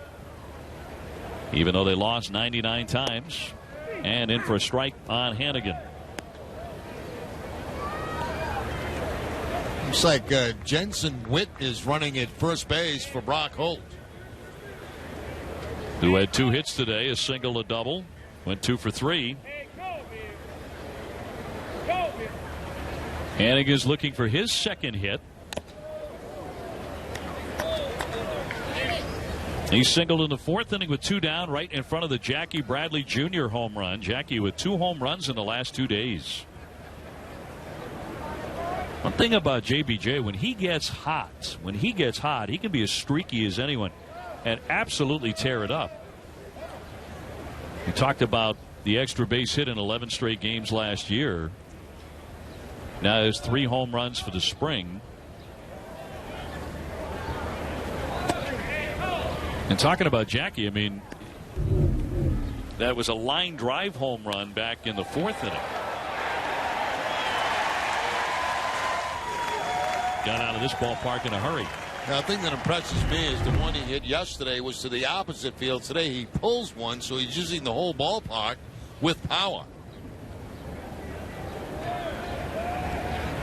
Nobody out for the Red Sox here in the 6th inning. Here's yesterday, Jackie Bradley. This is the one we're talking about over in Sarasota yesterday, going a long way to the opposite field. And at Fenway, that ball might have been off the wall, but a little shorter fence out there, and takes it into the stands for the home run. 2-2 flare down the line, hugging that line, and that's going to go foul on a slicer by Hannigan.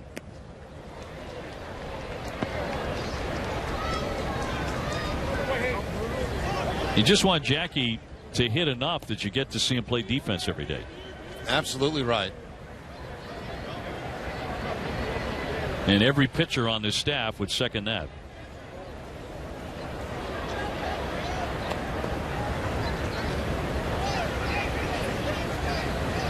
Red Sox about hit the Phillies now 11-7. Bloop toward right center. Herrera on the charge into the alley, makes a nice play. Witt scurrying back to first base, one man away. And here comes Jackie Bradley as that 2-run homer today, 1 for 2.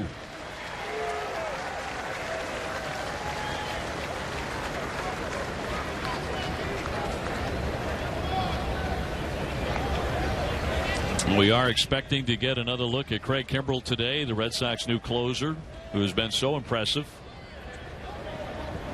He is on the list to pitch for John Farrell here this afternoon. A dive back in by Witt.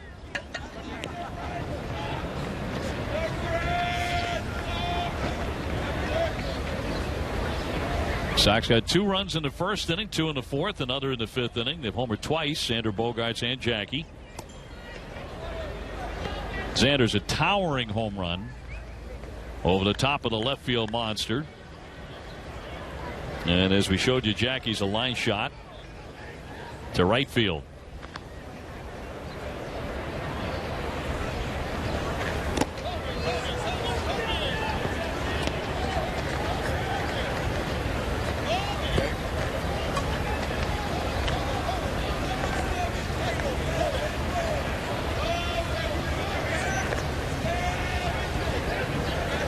Neris with a 1-0 and drops it in.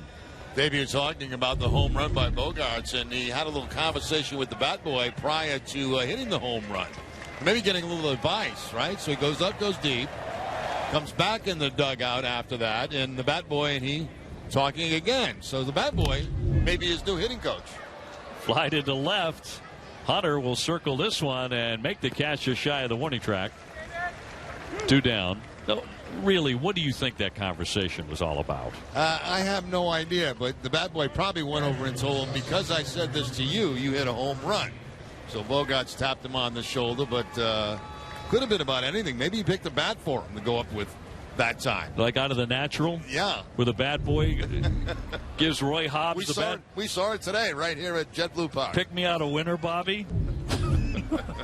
Do you really think that happened? Well, he killed it. And we have a new star. Oh, he's serious. You're right. I mean, he's hawkish with his scouting. Check swing, and Murphy lets it go by. 1 ball and 1 strike. I'm dying to know exactly what was said before. We'll have to find out. Maybe Garen Austin can ask the bat boy. Yes, let's get Garen on that. Murphy, a little dribbler to second base, and Hernandez on to first base to retire the side. Red Sox on top 5-1 at JetBlue.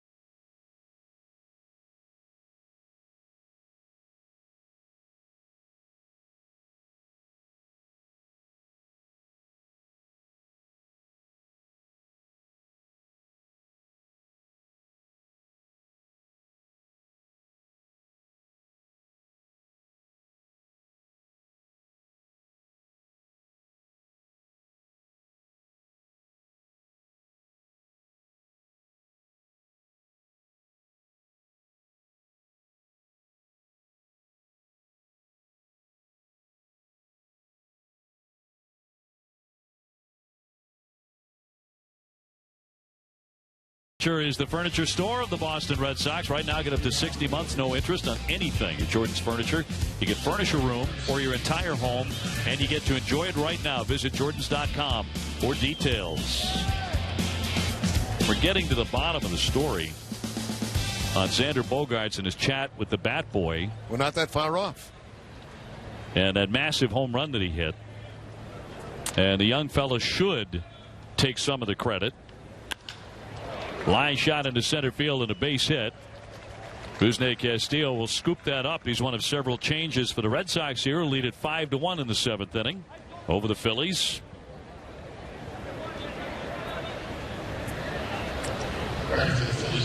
The Bat Boy's name is Alex. And apparently he had a lot to do with Xander's home run, because Xander asked him to bring him a bat, either the black one or the red one. And obviously he picked the right one, because Xander torched that one up and over the monster. Here's the conversation.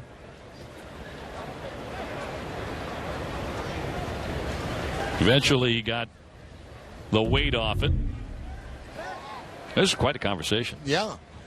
A lot went into that, and to his credit, you know, Bogaerts gave him credit after the home run. So good for Alex.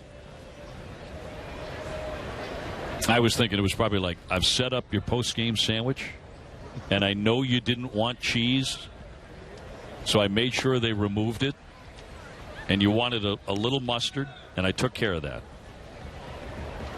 Xander, you're good to go for your post-game spread. It was much deeper than that. A little bit. This a real baseball conversation. It was a real baseball conversation. The red one or the black one? The left-hander's 2-0 pitch is high and wide on Borges, who has walked and flied out 0 for 1. I'd like to thank Billy Titus for getting that information for us, running that camera down into the Red Sox dugout. Now, Billy's close to all the action. Yeah, he is an intrepid reporter. He has got an ear for news. The 3-0 pitch is high for ball 4. I think that is true of all great camera people, all great cameramen. This is Billy at work and getting all the details from Alex. We were able to pass along to you. Any great camera person has a tremendous eye for news and for what's really important and the great details. That's how we got our story. Best in the business right there.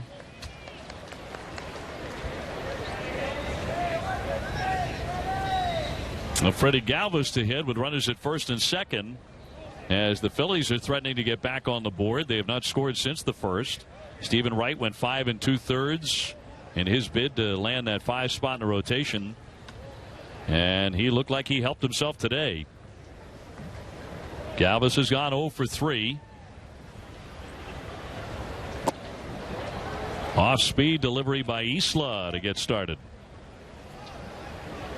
Little change up that time to Galvis on the first pitch. Certainly not expecting that with a couple of men on base. Down by 4 runs.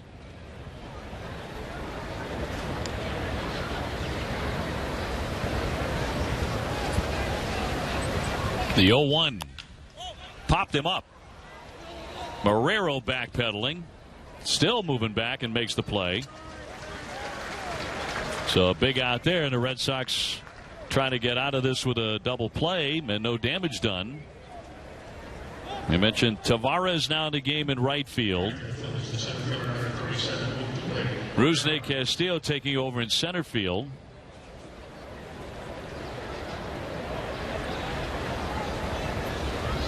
And Dan Butler is the new catcher, as Witt remains in the game to play third. So you're up to date. Isla would love a ground ball here. Darnell Sweeney is the batter as he pinch hits, and that's in for a strike. Hitting for Odubel Herrera, which means we no longer get to say Odubel, which is a fun name to say.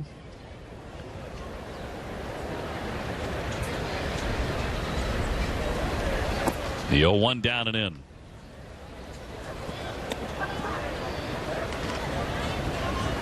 Well, it's one of those games where, the Red Sox have a 5-1 lead, and it's now getting into the later stages, but you may want to hang around to watch Craig Kimbrell. He's expected to pitch today. And the way he's throwing, as a Sox fan getting familiar with the new closer, as he's going to get familiar with the American League, pitching against the National League team today, but come opening day, they're going to get familiar with him very quickly. And he's just been sensational out of the gate. And granted, spring training games, but he's been doing this in the regular season for years, and arguably the best closer in baseball the last 5 years. 2-1 broken bat roller. Craig will handle that. On to first base and in time to get the out as Isla got there, and the runners moved to second and third. And now they're at 2 down. It's a closer look at the new Sox closer. A 1.63 ERA over 6 major league seasons, and all those saves, 225 saves.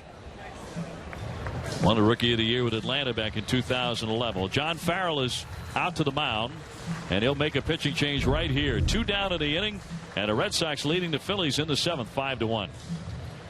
What truck company do you think offers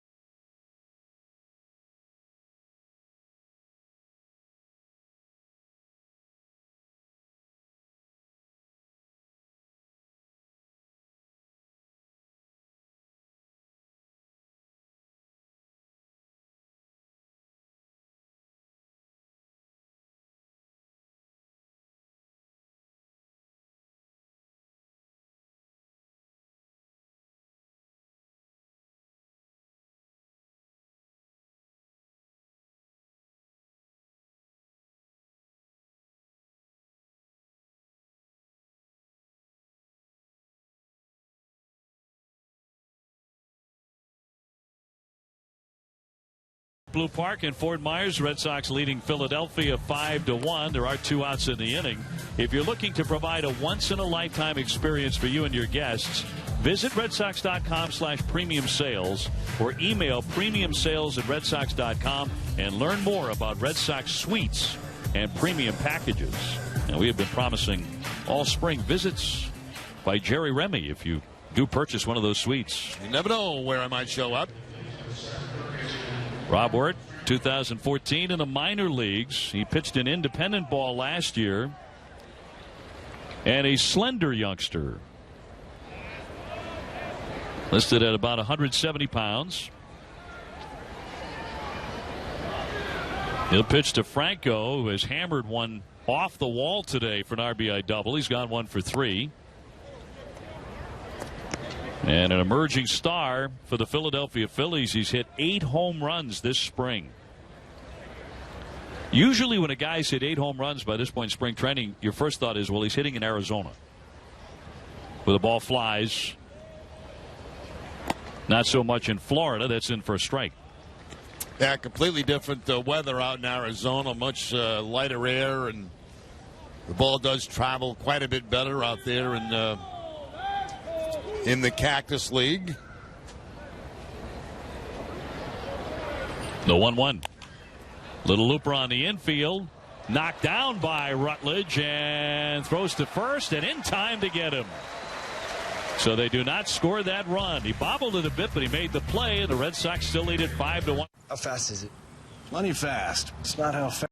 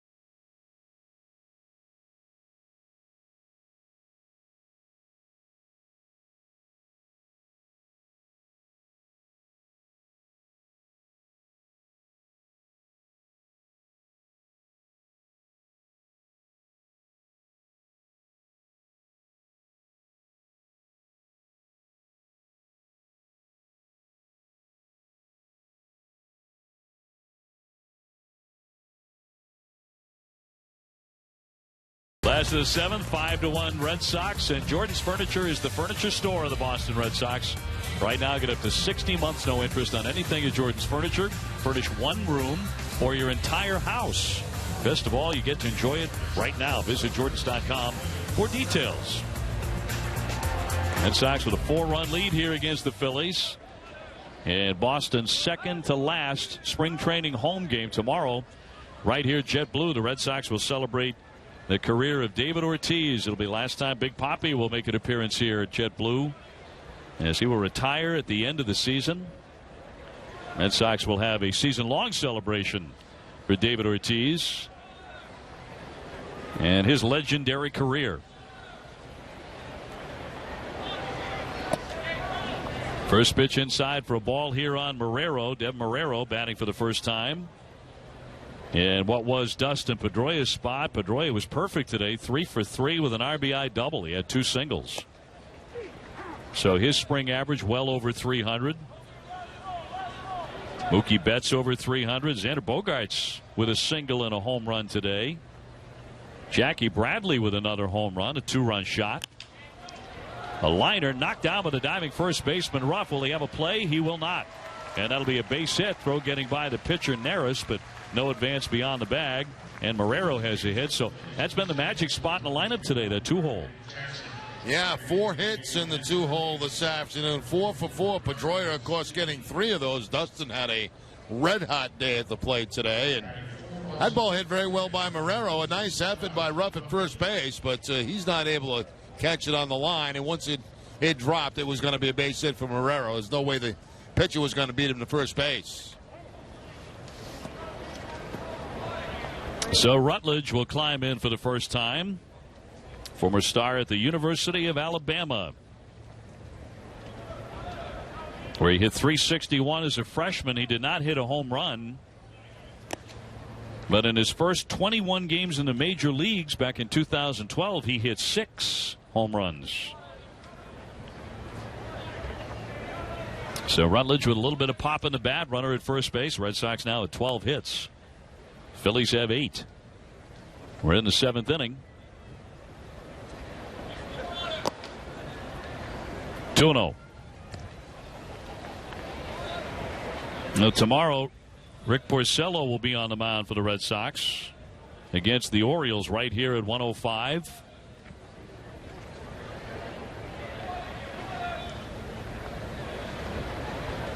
Porcello in need of kind of a feel-good performance before the club heads for Montreal. Yeah, I think all pitchers, in this last outing before they break, for break camp, want to have a good, strong, long outing like Wright did today.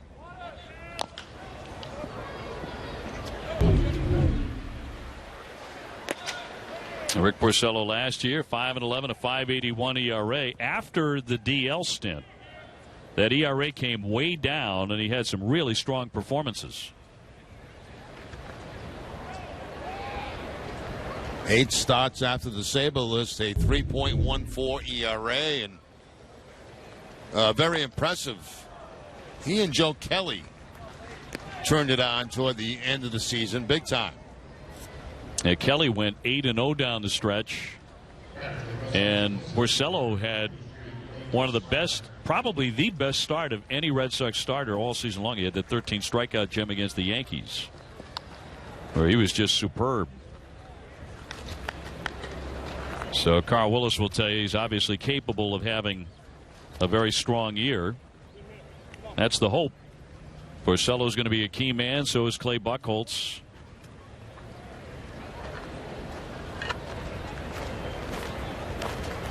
Here's Swihart as he checks his swing. 0 for 1 today. Blake with a strikeout. Alan Craig on deck. So the Red Sox have gone heavy to the bench here with a 5-1 lead. And a strike.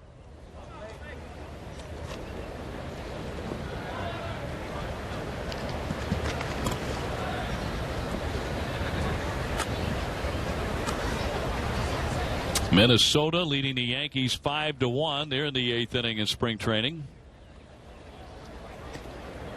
Houston leads the Tigers 7-1. They're in the 7th inning.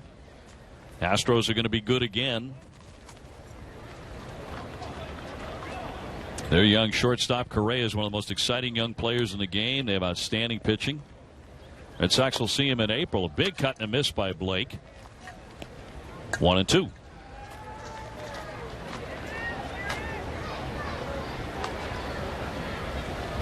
Inside the division, Toronto's going to be very, very tough with all that offense and all those home run hitters. A pitch out, but no play on.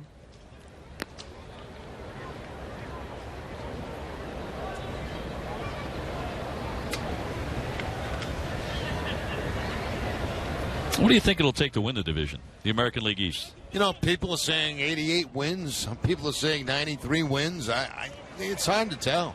This will be a balk. So a balk on the right-hander Neris to send Marrero down to second. It's like he started up and then stopped, and that's what caused the balk. Let's take another look. Yeah, there it is. The hand ball came out of the glove before the foot went off the rubber, and that, of course, is a balk. So Blake Swihart with an RBI opportunity. He knocks that one foul back out of play. Yeah, you look at the different teams, Dave, and you look at Toronto. You know they're going to bash the ball. Will their pitching be good enough? We don't know yet. The Yankees, to me, it's whether they can stay healthy or not. They do have some age on that team. Tampa Bay, will they hit enough? The Orioles, will they pitch enough? Their starting pitching, that did not look very good. 2-2 trickle toward the second baseman. That will advance the runner. And down to third is Marrero with 2 away. I think you're right. What we are saying is that everyone has question marks. Everybody does. To me, it's a very difficult division to handicap. And, a lot of people are picking the Red Sox first or Toronto. Most of the publications that I look at have either one of them in the top 2 spots. But, everybody's got some kind of issue that they're going to have to deal with at some point in the season. There's nobody who's perfect in the American League East. Here's Alan Craig with a runner at third base and 2 gone. Red Sox ahead 5-1 in the bottom of the 7th inning. And a strike. And the Red Sox have to make a decision on Alan Craig, the veteran. 274, 4 home runs for the Paw Sox last year. Very little time at the big league level. Does not appear that there is a place for him on the Major League Red Sox.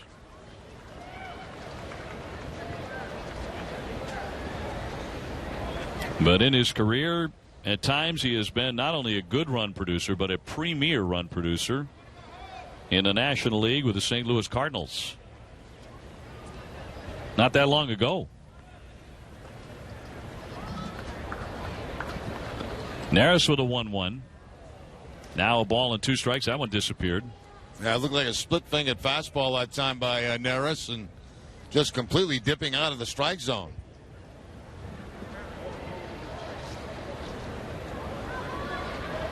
Neris last year, 32 appearances, 40 in the 3rd innings. Did have 41 strikeouts. But he gave up 8 homers in 40 in the 3rd, so that's a little bit of a red flag. Just got a piece of it. Boy, a completely different day than yesterday when the Sox were hammered by the Orioles 16-8 at Sarasota. You're lucky you missed that one yesterday, Dave. that was a real bad baseball game. I am so happy I missed that game.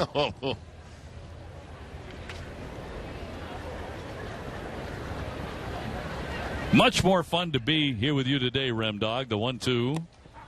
And on the corner, he got him looking strike 3. 1 man left. Go to the 8th, 5-1 Boston. Hi, checking out the RAV4.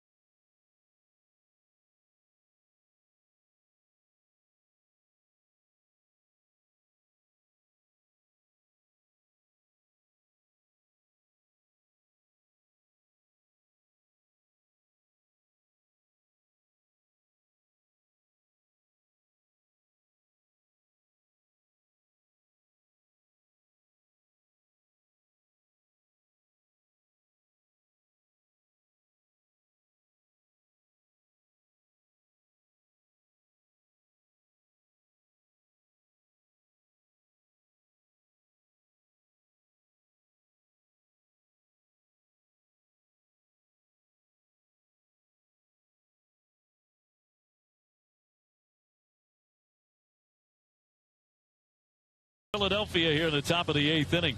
You know, Nesson is looking for youth baseball and softball teams to be a live studio audience for Nesson Clubhouse this season. You can visit NessonClubhouse.com and click on Studio Audience to enter your son or daughter's team. The experience includes a pizza party before the show and a once-in-a-lifetime opportunity to be a part of the studio audience, and you may actually be on television just like Aaron Austin.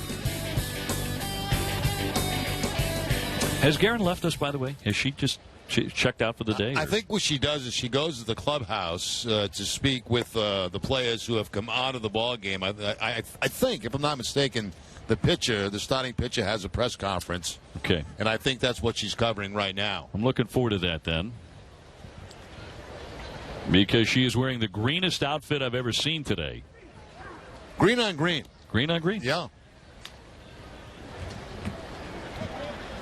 Ruff has gone 1 for 3 with a single and does have a stolen base. Red Sox with 12 hits. Phillies have 8.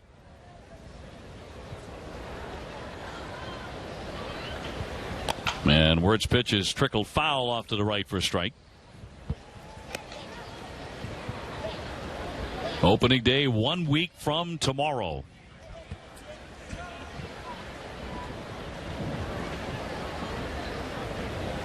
Hey, right now we would kill for 40 degrees on opening day in Cleveland. If it would warm up even to 40. Big swing and a miss for strike 3, and down goes Ruff as that one tied him up. Jordan's Furniture is the official store of the Boston Red Sox. The official furniture store, and right now get up to 60 months with no interest on anything at Jordan's. Furnish one room or your entire room, and best of all, you enjoy it right now. Visit Jordans.com for details.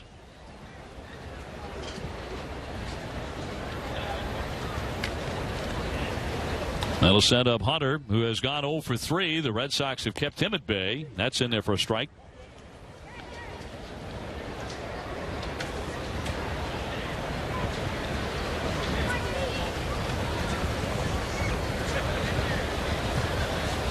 A couple of key Red Sox today, more than a couple, really look good in the batter's box. Mookie Betts, Xander Bogaerts, Dustin Pedroia, Jackie Bradley. Very encouraging sign here at this point in spring training, because the Red Sox were doing that against a guy who will be in the rotation for a major league club. They did that against Jared Eichhoff, who the Phillies like a lot.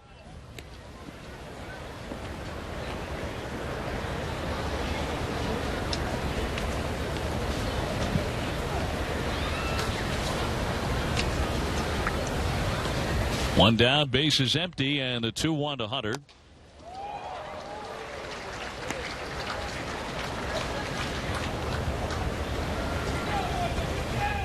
It's turned into a very pleasant, kind of lazy Easter Sunday here at JetBlue Park. I think some of the fans who were here for the first several innings have headed home for family celebrations. Into the dirt. Nice stop there by Butler. And the count 3-2.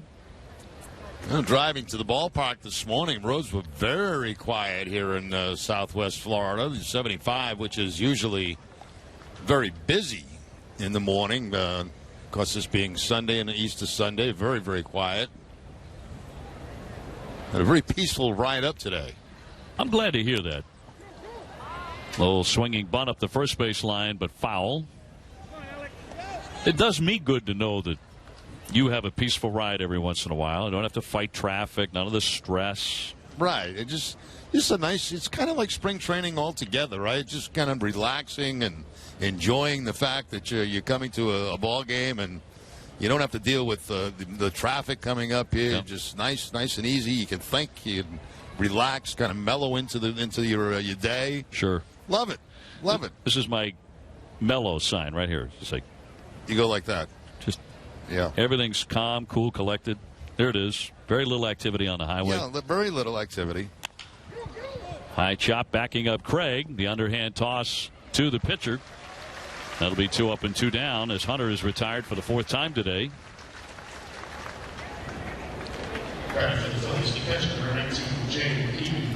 And JP Arancibia will dig in next.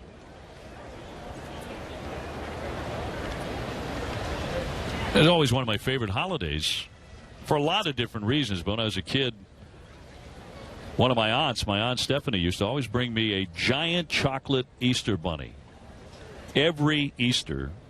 And it was the size of like a 4-year-old. And it wasn't one of these hollow chocolate things, Jerry. It was solid right chocolate. Right through. It was like, and it took about 8 weeks to eat it. Yeah. And I mean, I ate every bit of it. Why not? Why not? I think it weighed about 14 pounds. But really coveted that gift every Easter. But I mean, it was huge. And my brothers, I grew up with 3 brothers on the South Shore, and I would never let them touch it. They couldn't have a bite of that. That was my special gift from my godmother. Well, how can you give up something like that? I mean, you've got to save that and just totally enjoy the whole experience. An experience which takes a while, but it's well worth it. Could eat it all the way to Thanksgiving. I don't think they make them that big anymore. And probably for good reason. Bouncing off the walls. Nobody on base, 2 down. Big swing and a miss, strike 3 by Aaron Sebia. And it's a fast inning. 1-2-3, 5-1 Red Sox. What does it take to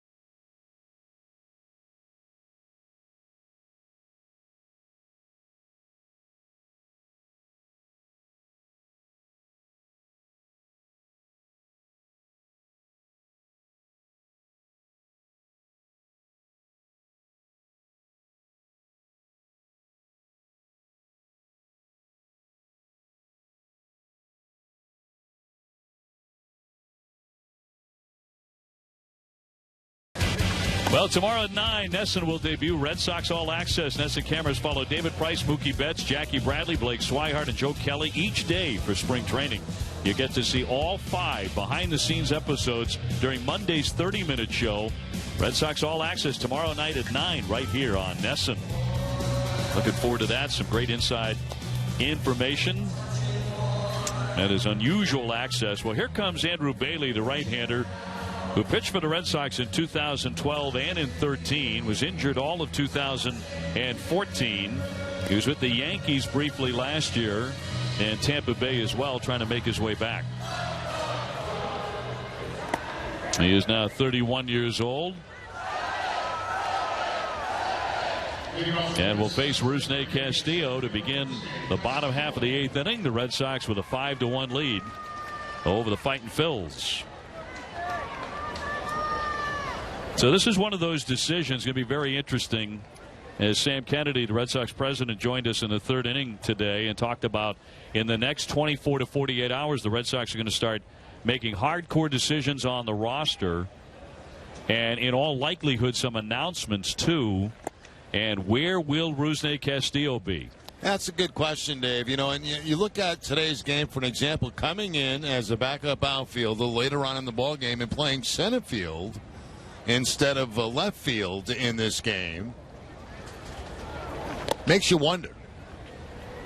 And we mentioned earlier in the ball game that we've seen an awful lot of Brock Holt in left field. We know Chris Young can play out there. Yeah, right now it would not surprise anybody on opening day if Brock Holt was in left field for the Red Sox, as it's punch foul back out of play.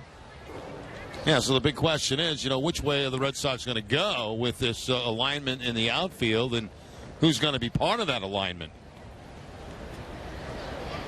Castillo only hitting .233 for the spring with no homers and 1 run batted in.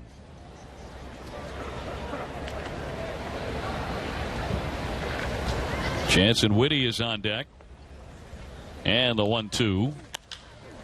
Popped up over first base. A little bit of sunshine suddenly. On comes the right fielder to make the play, and out number 1.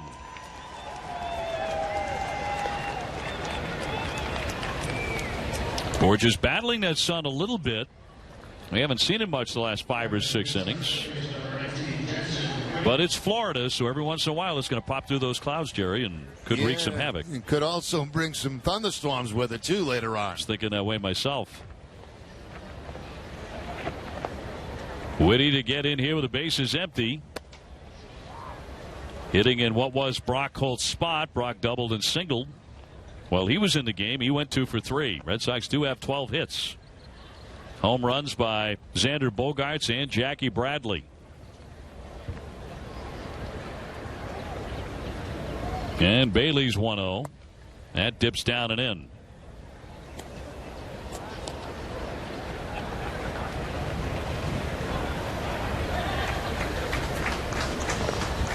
Dave, we hadn't heard this in a while, and I think after this hitter, I'd like you to read that Jordan's read again. Grounded softly to the third baseman, Franco. Well, you ask, I will deliver. Jordan's Furniture is the furniture store of the Boston Red Sox, Jerry, and right now you can get up to 60 months with no interest on anything at Jordan's Furniture. Furnish one room or your entire home. Best of all, you get to enjoy it right now. Visit Jordans.com for details. Love that spot.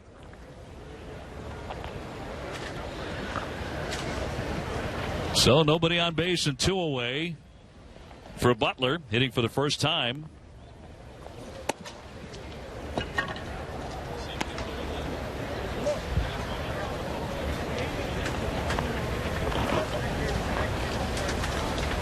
Butler is second go around with the Red Sox.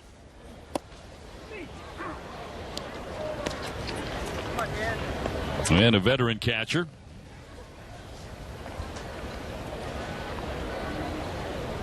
The Red Sox, of course, are catching heavy, which is a good thing to be.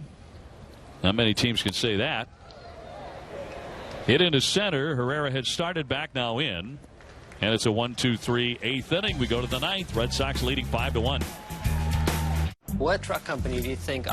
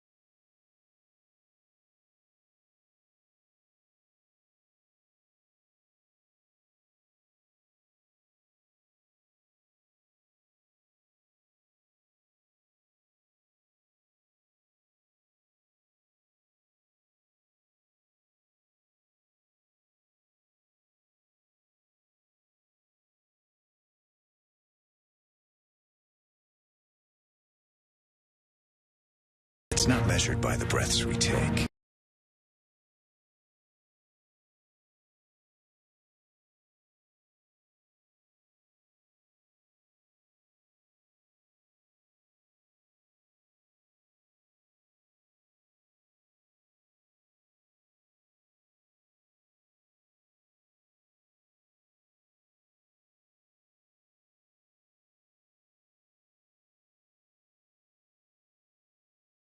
top half of the ninth inning, leading the Phillies 5-1. Hey, tonight at 10 on NESN Sports Today, we'll have the latest Red Sox news from right here in Fort Myers and look ahead to the Bruins' road to the playoffs.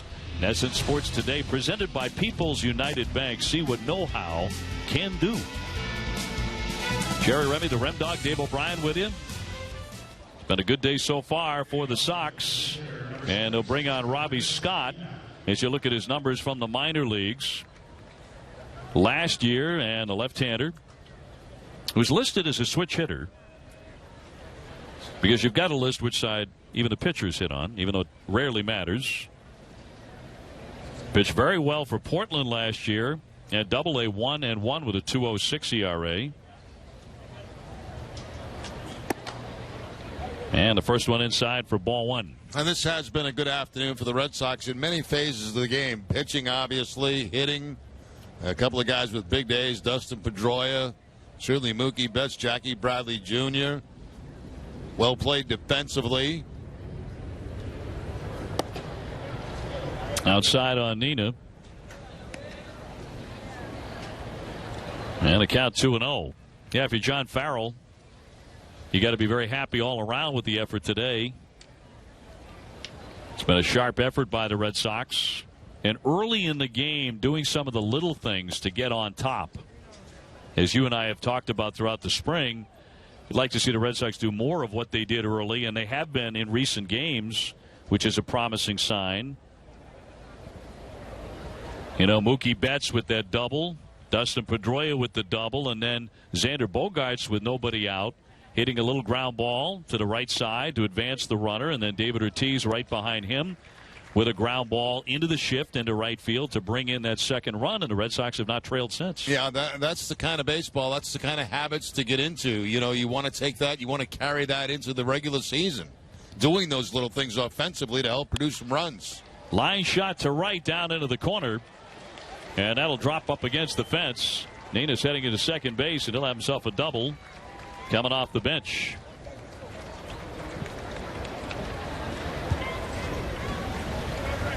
So a rare extra base hit this day for the Philadelphia Phillies. They've only had a couple of them. And just basically taking what Scott gave him, and that was something away. He takes the ball to the opposite field, gets the easy leadoff double here in the ninth inning.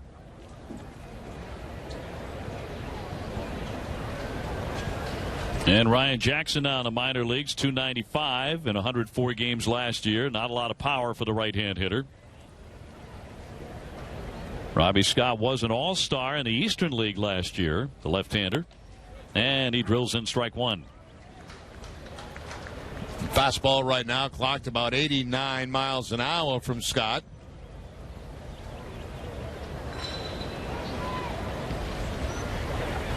He played his college ball at Florida State. The 0-1. Popped up. Butler giving chase, has room, and he'll make the catch. One man out in the ninth inning.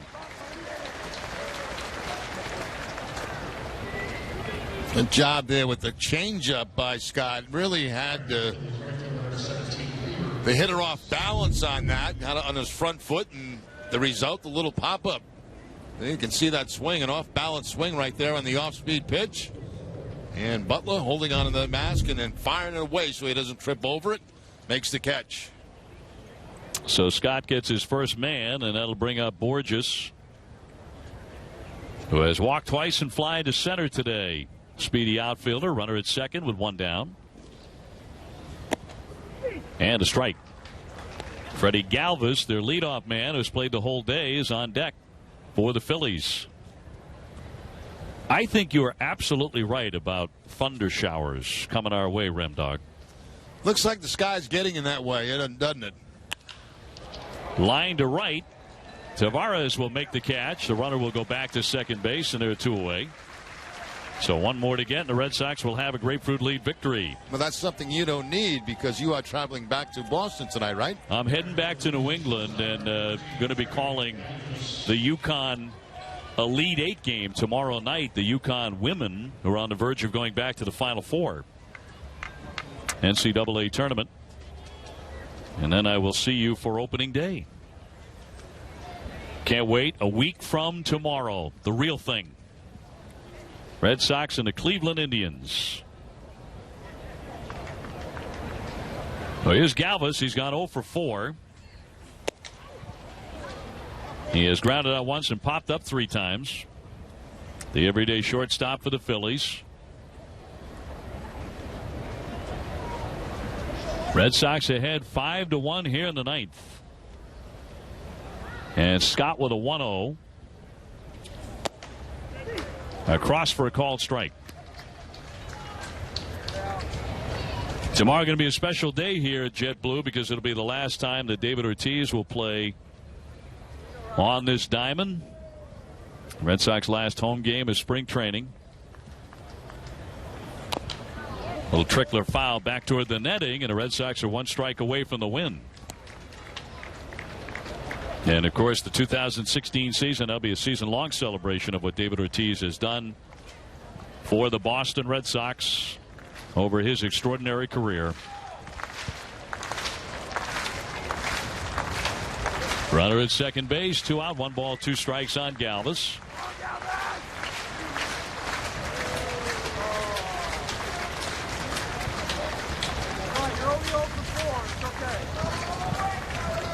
Scott would love to end it with a strikeout today. And the southpaw with a 1-2. Ground to the right side toward the hole. Rutledge with a nice scoop, and that'll do it. The Red Sox win it. Final score today on this Easter Sunday, 5-1 over the Philadelphia Phillies. Red Sox improving to 12-14 on the spring. And come tomorrow morning when the Red Sox wake up, they will be 1 week away from opening day. Red Sox next telecast will be on Friday against Toronto. For my partner, Jerry Remy, I'm Dave O'Brien. Thanks so much for joining us today. Happy Easter, everyone. Red Sox in the win column, 5-1 over the Phillies.